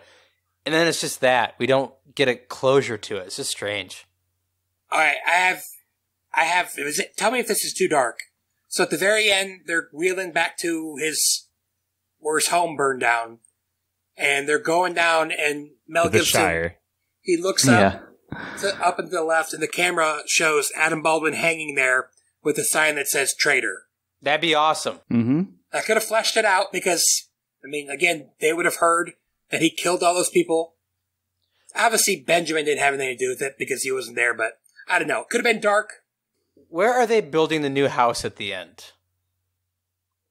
Same place. South Carolina? A new world, Stevie. A new That world. poor guy who's like, we can build a new world, and I thought we'd start here. Whew. If he only knew. Hey, That's South sad. Carolina's a blue state, bro.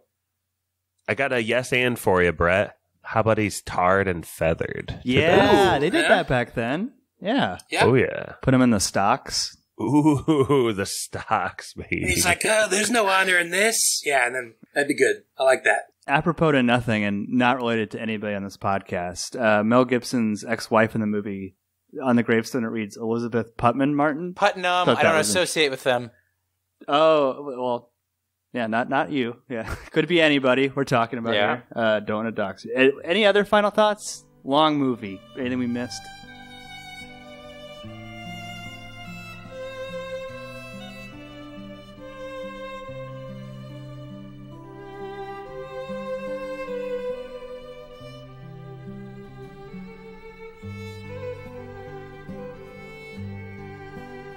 John Williams score, but not one of his best. You don't think?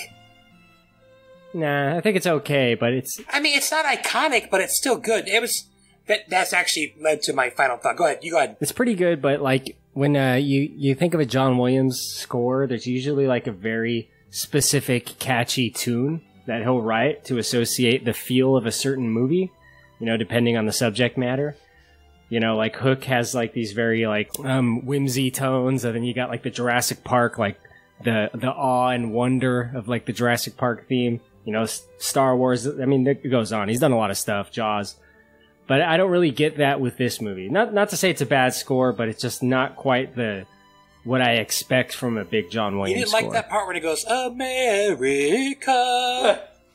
Yeah, I mean, I like the music in this movie. I think Pappy and I were talking about that, but I have a question. So this movie was nominated for 3 Oscars. It lost all 3.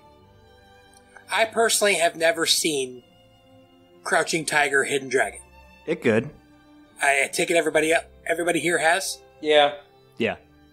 So In theaters. that won for best score, and it won for best cinematography, which The Patriot was both nominated for. Stevie, good wins? Yeah. Especially in the cinematography Crouching level. Tiger, Hidden Dragon was a phenomenon. Crouching Tiger, Hidden Dragon was so far ahead of its time. That was doing some shit that's like, even when you call it like ropes and wire, like Kung Fu, like it looks incredible on screen. Because this movie looks great, is my point. Yeah, Like, so this that must be movie, like, really good. As much as I can like shit talk like the history point of view of this movie, it looks fantastic. Like there's no shortage in effort into making this movie look very of the period.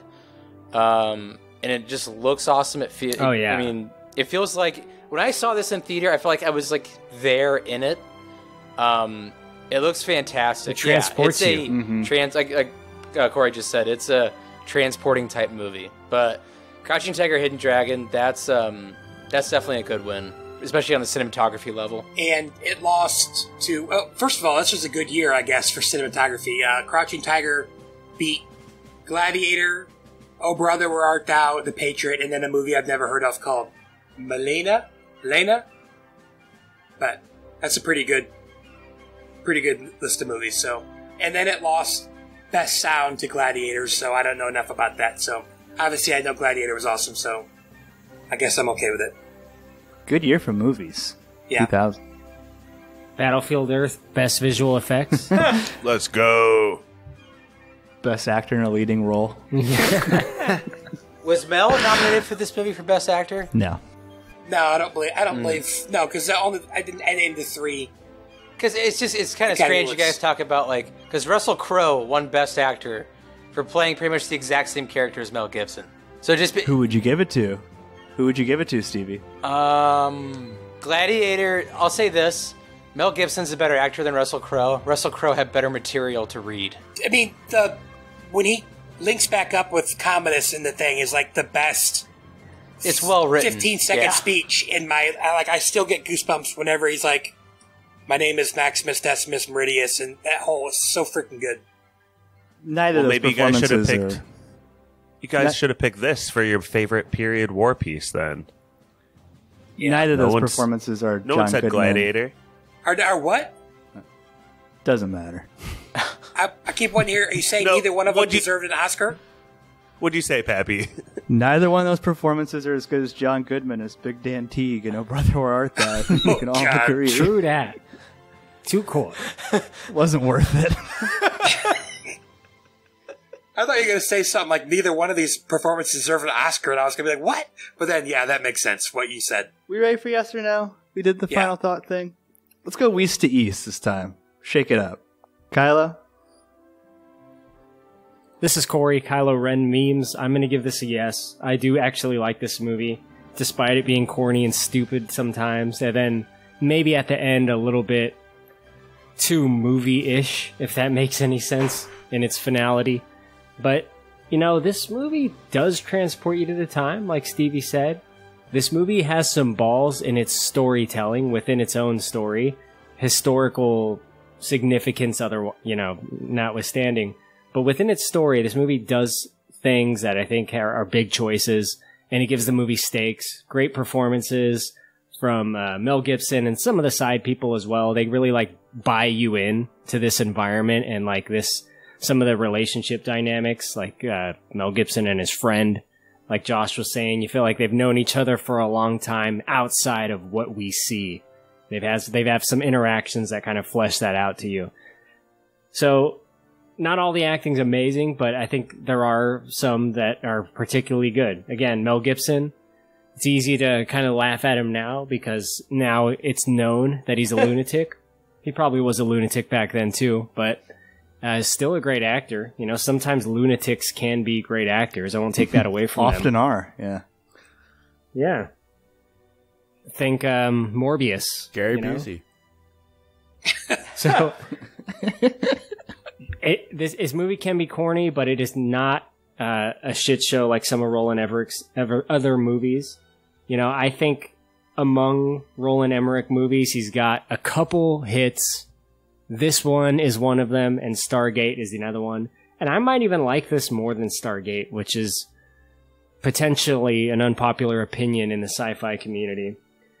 So that's all I got. I guess lastly, I know Mikey, you weren't going to be able to be here, but at the last minute you were able to join, and I just want to let you know that I'm honored to have you with us. Honored.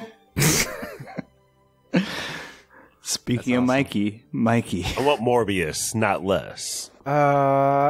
This is a yes.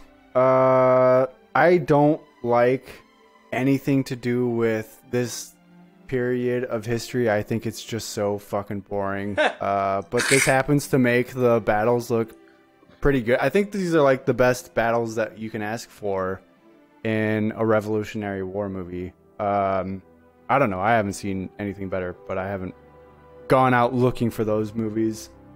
And it's at least an interesting story. This guy is a total badass in this history, this alternate history, I guess we're calling it. And he's a real psychopath, a real war criminal. So it's, I don't know. I think the violence in this movie is great. I don't care for much of anything else in terms of the storytelling. I just like the battle scenes in this movie, I think, are totally worth it to sit through the 2.5 hours of this movie. So it's a soft yes in that regard. Stevie. I'm gonna give this a yes. It's kind of like two things at play. I really like how this movie looks. I like the acting. Sometimes I feel like this movie tries to pass itself off as a historical drama, and it's kind of like, no. And part of this movie kind of infuriates me that it goes on for years versus I think we could have told the story in a matter of 3 days tops, which is a man during this time getting revenge for this death of his son, not single-handedly trying to win the Revolutionary War. But I like how it looks. Mel Gibson's great in this movie, almost as good as he was in that voicemail to his ex-wife. But I'll give it a yes. Josh, we're on a roll. Think about how there could have been such a cool movie if 75% of it was in him and his two little tiny boys running across cross country, trying to like pick off and snipe this single British regime to save one soldier. Like, that's a fucking movie. That's a movie. That'd be True, really that'd be cool. awesome. That'd be awesome. But maybe that's also because that's also the best scene in this movie. Like me and Brett pointed out several times. I think this movie does a strong case of showing how one man can be radicalized by a colonizing group if there's tragedy in his life. And somehow in the modern society, that's not super pro-American, but it's so incredibly American in this movie. It's almost funny in a weird, hypocritical way, I guess. I loved this movie when I first saw this when I was like 15 or whatever, and I really like this movie still. I remember thinking back then that it was like a perfect movie. I was really bought into America then. I think we're all, even you, Brett, we're all a little more cynical about everything now. So I don't think this movie is going to fire on all cylinders for many people. But man, it's so well done. It's a huge yes for me. I think there's a Wilhelm scream, the 2:25:15 mark, if anyone wants to go back and check that out. But I really like this movie still. I was very relieved to like it today. I didn't love it as much as I did back then, but I still liked it, and it's a hard yes. All right. Definite hard yes for me. This is Pappy. First of all, Brother Brian, we really appreciate your rock hard Viggo Mortensen patronage. I know we were a little bit more mixed on Robin Hood. It looks like we're going to be preserved here with the pick. You know, I'm totally fine with the movie taking historical liberties. But at the same time, I'm also totally fine with if someone wants to see this movie and be like, no, fuck this. Like, I don't like the way my ancestors are being depicted in this movie, and it's leaving out a huge part of American history. I totally get that, too. But, like, when I look at The Patriot, and I'm watching the credits go by now, literally hundreds and hundreds of people did their jobs fucking amazingly. Like, as a work of art, just everything below the line is amazing. A+ stuff. The costume, cinematography, the direction. You know, a couple story things. Yeah, I can pick some nits for sure. It's very long, but I also wasn't bored, and I think it's pretty decently paced for an epic movie like this. You got your highs, you got your lows, you got your cheesy Roland Emmerich comedy. You know, some of it works, some of it doesn't, but overall I think The Patriot works pretty fucking well for me. I'll go very solid to hard yes. Last but not least, Brett, this came from your brother. We just started saying that on this podcast. You grew up with this movie. What say you? Oh yeah, this is a hard yes for me. I love this movie. Probably seen it a dozen times or so. I love the acting, some of the action scenes. It's all just really good for me. I don't really need to go much more into it. I will, even though it made it a little harder a few minutes ago, I'd like to apologize to Stevie. While you are very smart and talented like Spike Lee, you are not lame like him. You are nothing like Spike Lee. I apologize for that. It's not like you don't have a point, but storming out of a theater after 3 hours and just being mad about that and letting it blind you, your rage blind you, that you can't even see anything else, that's a problem for me, but whatever. My ancestors, Irish, they were always well treated, so I don't have anything to think like that. So, hard yes. I'm really glad we did this. Who knows what third movie? We got another third movie from Brian coming up. Nobody knows what it is. I'm excited to find out. No one can even guess. No. Has he even told us, Josh? Pappy? It's impossible to know. I will say, thank you to all of our patrons, especially shout out to Austin, who just upped his patronage from Real Human Being to Preserved. So you'll hear his name. If you want to request a movie or a series of movies, or even just want to hear your name read by Spoiler Man, check out the link, patreon.com/spoilerspodcast. Spoiler Man will tell you how to access that. But it wouldn't be an episode of Spoilers without some trivia. This one's pretty fucking lame. I've been workshopping a few trivias tonight, or on these Brother Brian picks. We're gonna go with the order: Brett, Josh, Mike, Stevie, Mikey, Corey, east to west. The name of the game is Patriot or Patriot. I have been leveraging Wikipedia for these. I got a list of wikipedia.org/list of military leaders in the American Revolutionary War and wikipedia.org/list of New England Patriots players. You have to say if it's a football player or a leader in the Revolutionary War. We'll do 2 strikes, you're out. Last man standing wins. And I will say, I think Aaron Hernandez. we'll get to that. Great leader of the Colonial Army. Kind of. I will say, I think Brady.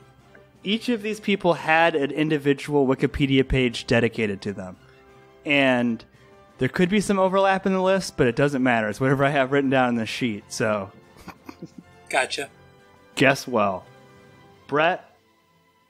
William Irvine. Irvine? Sorry, Willem Irvine. As in Defoe. I'll say Revolutionary War? Correct. Oof. I don't have any context on these people either, so maybe I could add that as we go. But Josh, John Glover. Gotta be a New England Patriot. I'm sorry, he was a Revolutionary War hero or redcoat. I'm not sure. Yeah, that's what I meant. One That's what I meant. He was a patriot He's a in New England. He's a patriot. Yeah. I got you. Picking up what you're putting down. Stevie? I don't think I got a strike. Half strike? Stevie? Adam Vinatieri. Oh, God. Oh, these were randomized. I could have swore he was next to Crispus Attucks at the Boston Massacre. I will say God, for his sake. He is a New England patriot. That would be correct. Mikey? Kim Hammond. Is the Boston Massacre the thing at the 5K? Excuse me, Josh. I'm trying to play trivia here.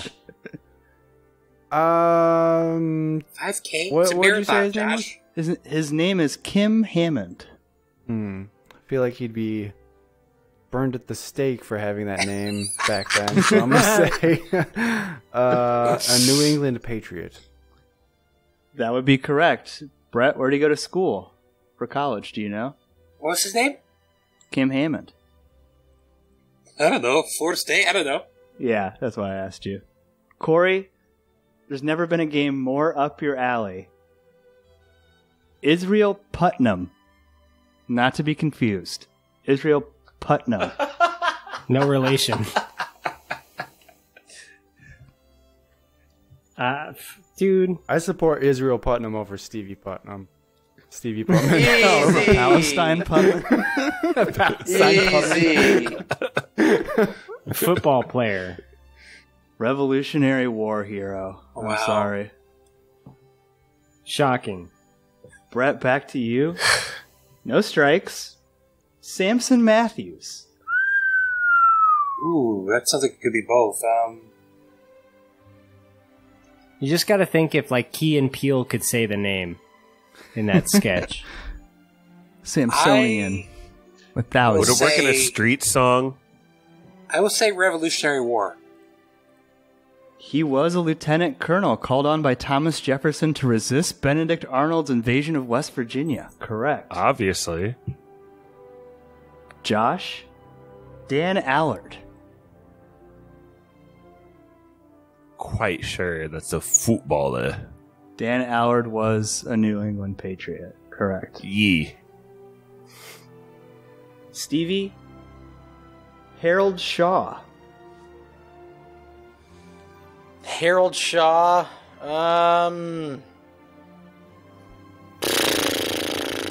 Harold? I will say New England Patriot. He was. He ran a 4.62 40. Damn! New England Patriot. Oh, you had no info. I started using Control F. I opened up the Wikipedia pages. Oh, when Stevie goes, all of a sudden Pappy has all this info. Gotcha. Well, let's see if Mikey... Wink. I might have some details on this one, Mikey. George Washington. Ooh. I'm going to go Revolutionary War. That would be correct. Listen, it was slim pickings on this list to find people. Corey? He had a wooden dick. It's on the Wikipedia. He had a wooden cock? Yep. That's awesome. Harry Crump. Harry Crump was in the Revolutionary War. Football player. Sorry, he was a Patriot. I think that's 2 strikes I for think you. it's the guy who died at the Haunted Yep. Mansion at Disney World. Brett, we're back to you. John Butler. John Butler. I'll Not say to be confused with John Butler. I'll say Revolutionary War. Correct. He was a ranger in the Revolutionary War. Josh, speaking of wooden dicks, William Smallwood. Revolutionary War. Correct. Stevie, Anthony Wayne. Mad Anthony Wayne? I don't think I can say. Oh, People get mad when I add context. I know. I will say, he's probably a Patriot, but I'll say Revolutionary War. That would be correct. There we go. That's what Fort Wayne was named after. Yep. I mean, well, it's named after the fort, but Mad Anthony Fort. Yeah. Mikey, John Thomas. There's Ooh. almost certainly been one for each, but this is the list. Yeah. I'll say Revolutionary War. Correct. Brett, back to you. William Maxwell. I'll say football player. Ooh, that's your first strike. Revolutionary War. We got Josh with the strike. Brett with the strike. So there's That's back it? to... Yeah, I think so. Mikey and Stevie haven't missed. Yeah. Kylo? Kylo out. Okay. Josh, Sam Hunt. Mike? Revolutionary War. Shout out to Mr. Drescher, 5th grade. My brother Sam is dead. I probably just got out. I don't know. Sam Hunt played for the Patriots from 1974 to 1975 as a linebacker. He attended set me Stephen F. Austin University. Josh has been eliminated. It comes down to Brett, Stevie, and Mikey. Stevie, I think you're next. All right. My order got thrown off. George Matthews. See, with these names, I feel like there could be both. Definitely could be both, for sure. Yeah, George Matthews, If you knew your history Mr. Matthews. 1 T or 2 T's? of the New England Patriots or Corey Revolution. Matthews. And so I say Corey Matthews, and I say Eric Matthews, and I say Amy Matthews. I feel like that Matthews is important with Philadelphia. I'll say Revolutionary War. George Matthews was an American soldier and politician from Virginia and served as a brigadier general There we go. in the Continental Army. But also played in the NFL? But also played defensive end for the Patriots from 1993 to 1994, the practice squad. Mikey, Eddie Ray. That's got to be the New England Patriots. That would be correct. 1970. Brett, back to you with 1 strike. Yeah. Nathaniel Green. Oh, jeez. That's definitely Revolutionary War. Yeah, he's famous, right? Yes. I think he was part of him was based. Benjamin Martin was based on him a little bit. One of the I believe. best strategists in the Continental Army. Served under Washington in New York, New Jersey, and Pennsylvania. Okay. Stevie, Tom Flick. Tick and Flicka. Tom Flick? It probably is a Revolutionary War guy, but God bless, that's a great football name. I'll say New England Patriot. Stevie, you're on fire. Yes, that is a New England Patriot. That's a great football name. You're on fire like that church in the movie. Mikey Benedict Arnold. Oh my god. Oh man. He played safety. He ran for 2,000 yards in 1984. That would be the Revolutionary War. Yes. Brett Henry Knox. Revolutionary War. Stevie Joshua Babcock. Gosh, these are easy. How is that easy? I'll say Patriot, New England Patriot. That's the first strike. He Damn. was actually a revolutionary. A lot more phallic names back then. I don't want to give anything away, but Mike Cloud. Ooh. New England Patriot. Mikey is not missed. Damn. Brett Garrett Gilbert. Garrett Gilbert was a player for the Patriots. That he was. Stevie Henry Clinton. I'm going to go on a gander and say Revolutionary War. Mm-hmm. There we go. Mikey Ken Mikey, Walter. William Belichick. Cam Walter? Ken Walter. Ken Walter? New England Patriot. Mikey has not missed. Brett. Yeah. Dick Christley. Uh-oh. Or Christley. Dick Christie, Christley sorry. character? Dick Christie. Christie. Oh, It's got a jeez. Dick Christie. Crispy Dick. Dick Christie. No idea. Patriot. New England.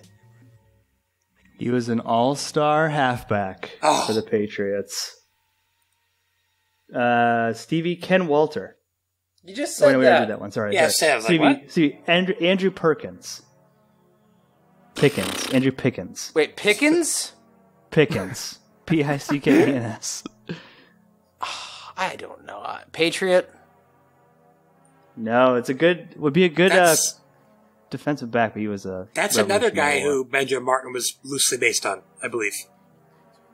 Mikey, no strikes. Brett, one strike. Mikey, Josh Gordon. Seriously? That's a New England Patriot. Yes. Not even Joshua. He's That's the dude that smoking. smokes weed, right? Yeah, every time he's gotten back in the league, he's got kicked out again, like, immediately. I swear on Spoiler Man's life, I randomized these. I promise. Brett, Are ghosts real? Yes, no, they used to be. Charles Lee. Ooh, that sounds Revolutionary War to me. Mikey, everyone's going to get mad at me. Tom Brady. Oh my gosh. Ooh. That's the GOAT. That's a New England Patriot right there. Brett Thomas Sumter. Revolutionary War. Mikey Ethan Allen. Ooh. That's Revolutionary War? Green Mountain Boys. Brett Joseph Martin.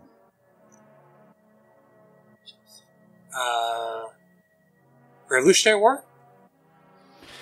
Mikey Fred Baxter. Revolutionary War. First strike for Mikey. Oh boy, yeah. Next strike loses. Brett Tom Beer. Spell that last name. Beer. New England Patriots. Correct. Bye, Kylo. Corey just Irish exited the podcast. Not a fan of football trivia. Mikey His loss. Curtis Martin. New England Patriot. Very famous New England Patriot. He did Brett say, I gotta John go, guys. Barry. Sorry. John Barry.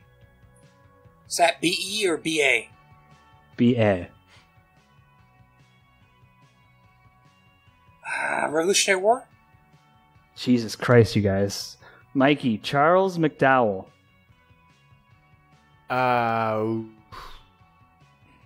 New England Patriot. It's over. He was a Revolutionary War hero. Damn. You guys went What would way my deeper next- than I thought you What possibly would my could next have. one have been? John Sullivan? Oh, Sully. New England Patriots, right? There could be both, but I had him as a Revolutionary War hero. I was completely joking. I have no idea. I was waiting for Randy Moss. Say, there's an offensive lineman who played for the Vikings whose name is John Sullivan. Regardless, he was also a military leader in the Revolutionary War. Went way longer than I thought, but Brett, I think fitting. This was your brother's movie, one of your favorite movies growing up. Give us a hot take and toss us to Spoiler Man.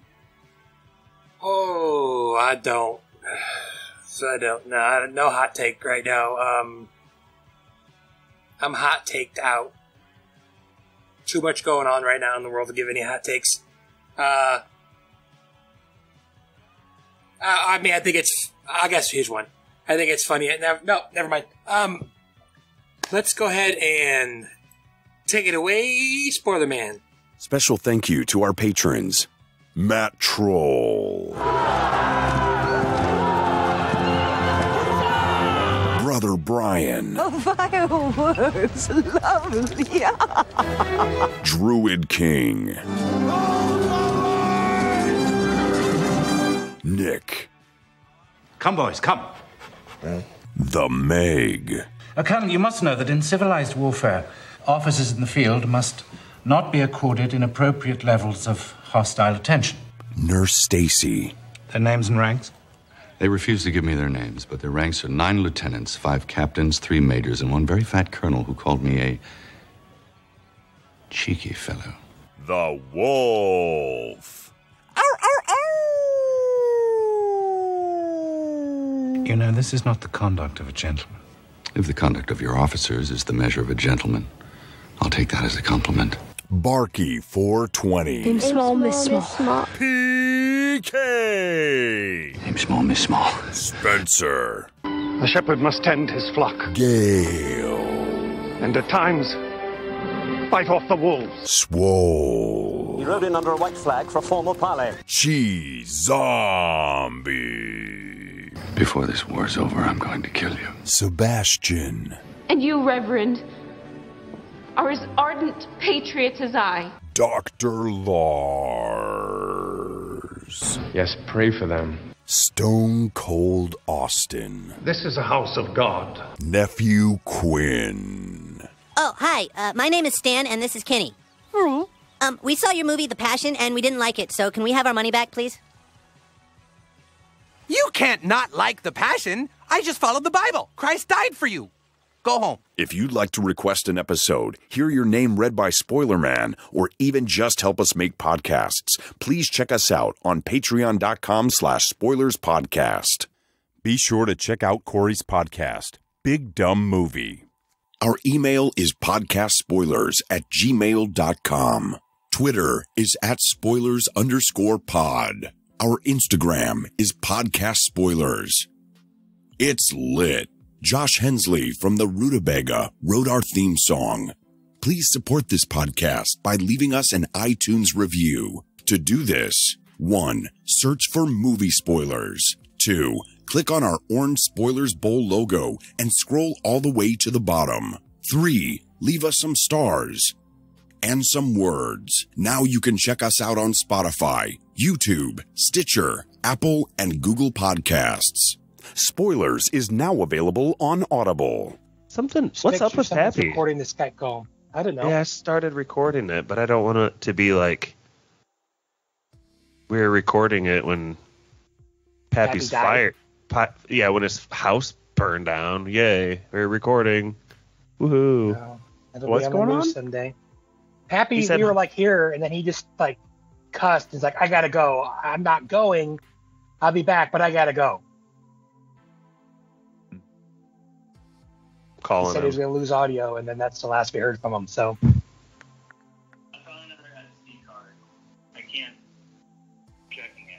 that's it? It was not important at all. Son of a bitch! I couldn't hear him.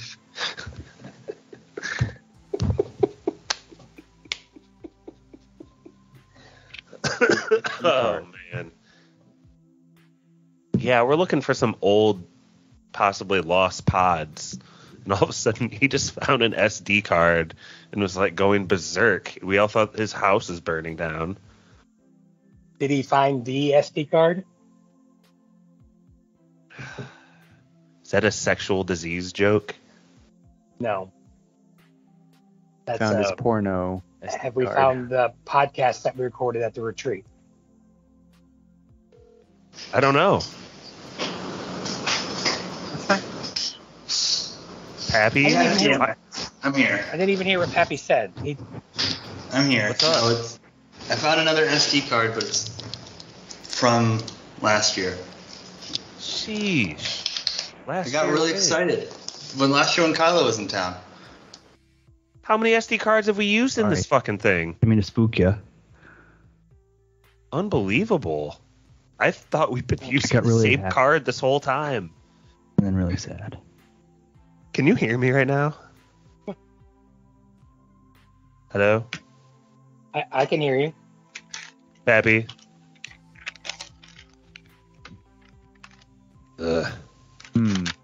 Pappy, hello. What? Can you hear us? Hello. Now I can. Yes. Sorry. How many SD cards have we used in the fucking pod track? At least 2. No, at least 4. I have 2 in my hand. One from when Corey was here first. One from more recently. And then one of the ones I found in my backpack had just the green, what was that called? The Green Knight? Yeah. It had just that. Well, why do you can't you fit like a million podcasts onto one SD card? Why, dude? Yes. Yeah. Why do you have so many? That's one of our things. Was the one we had like a terabyte too? Wasn't it fucking huge? 128 is ridiculous for audio. Yeah, for audio, that's basically unlimited. Damn. Hey, Stevie. What's happening? I think this is... Oh, we got Kylo coming still, right? Where's he at? He's coming. Acha. Just the voice tonight, by the way. What's up? Just won $70. Check that out. What happened to Allie? She had something come up with work, I guess. Someone I don't know the whole situation, but someone else had an emergency, so she had to fill in or something like that. Just the boys. Full boat boys. Los boyos. Let me cross off this note then. Here goes this joke. What was that? I'm honored to have you with us. Honored. Yeah. Damn it. I even wrote that shit down. You have to get a minority or a woman on the pod so you can say that to them, or what? Figured it was going to be perfect. Yeah. You know, you've earned my respect, you less than human. Whoa. Easy. Jeez. Corey, recording all the way from Bakersfield. You literally sweat. Hey, Mikey.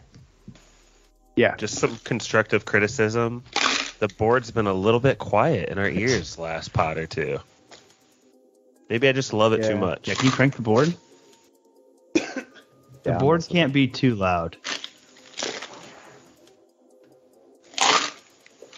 Fuck is that noise? Ice.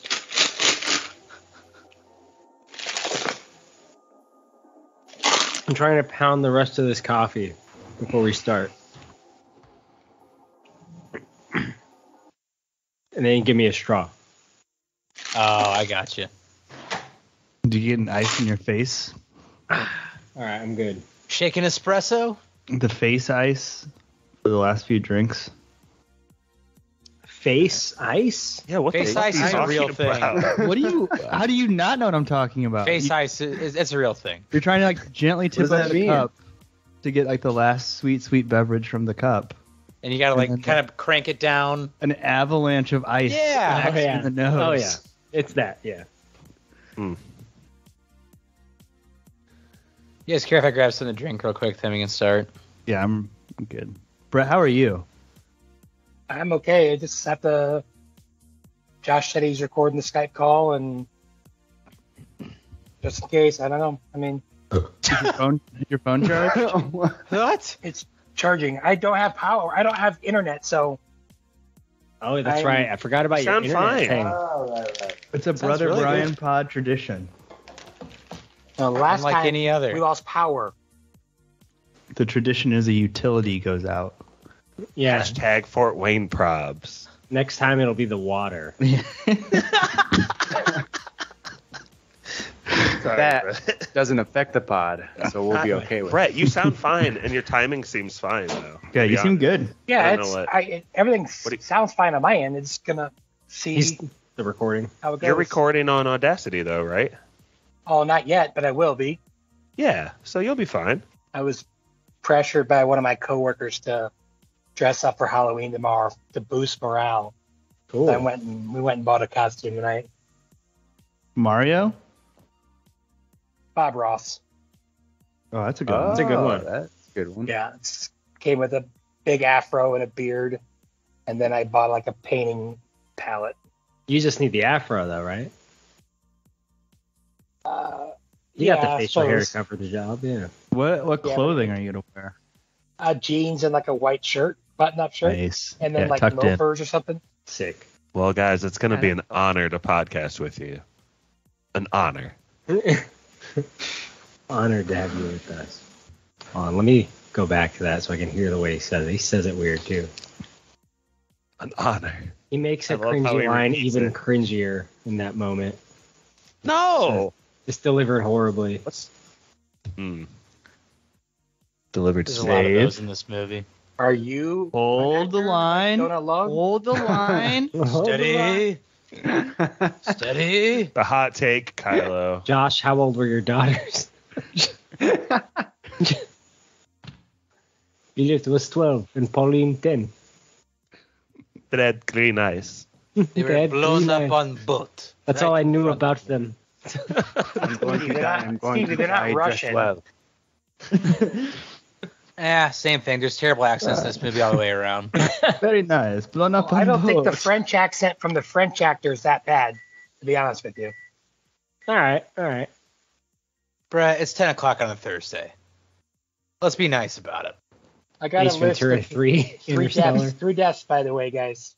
2 brother patriots. Only 3 deaths? Yeah, of the top 20 cast, only 3 of them are dead. Mikey, do you Hey, have the hey, don't bury Staying this Alive music? I guess we'll have to come back Ooh, to I don't Brett know. because I want to hear about that. I know think one I of do. them. I know one of them, too. Yeah, let's but- not blow the segment, boys. I know, it's so hard to not talk about the Patriot. Can we talk about it? You have Mel, just Mel real quick- Gibson's career. That was a quick death. I just want to know if we have the music. Yeah, let's We're all aching to talk about this movie. And voicemails.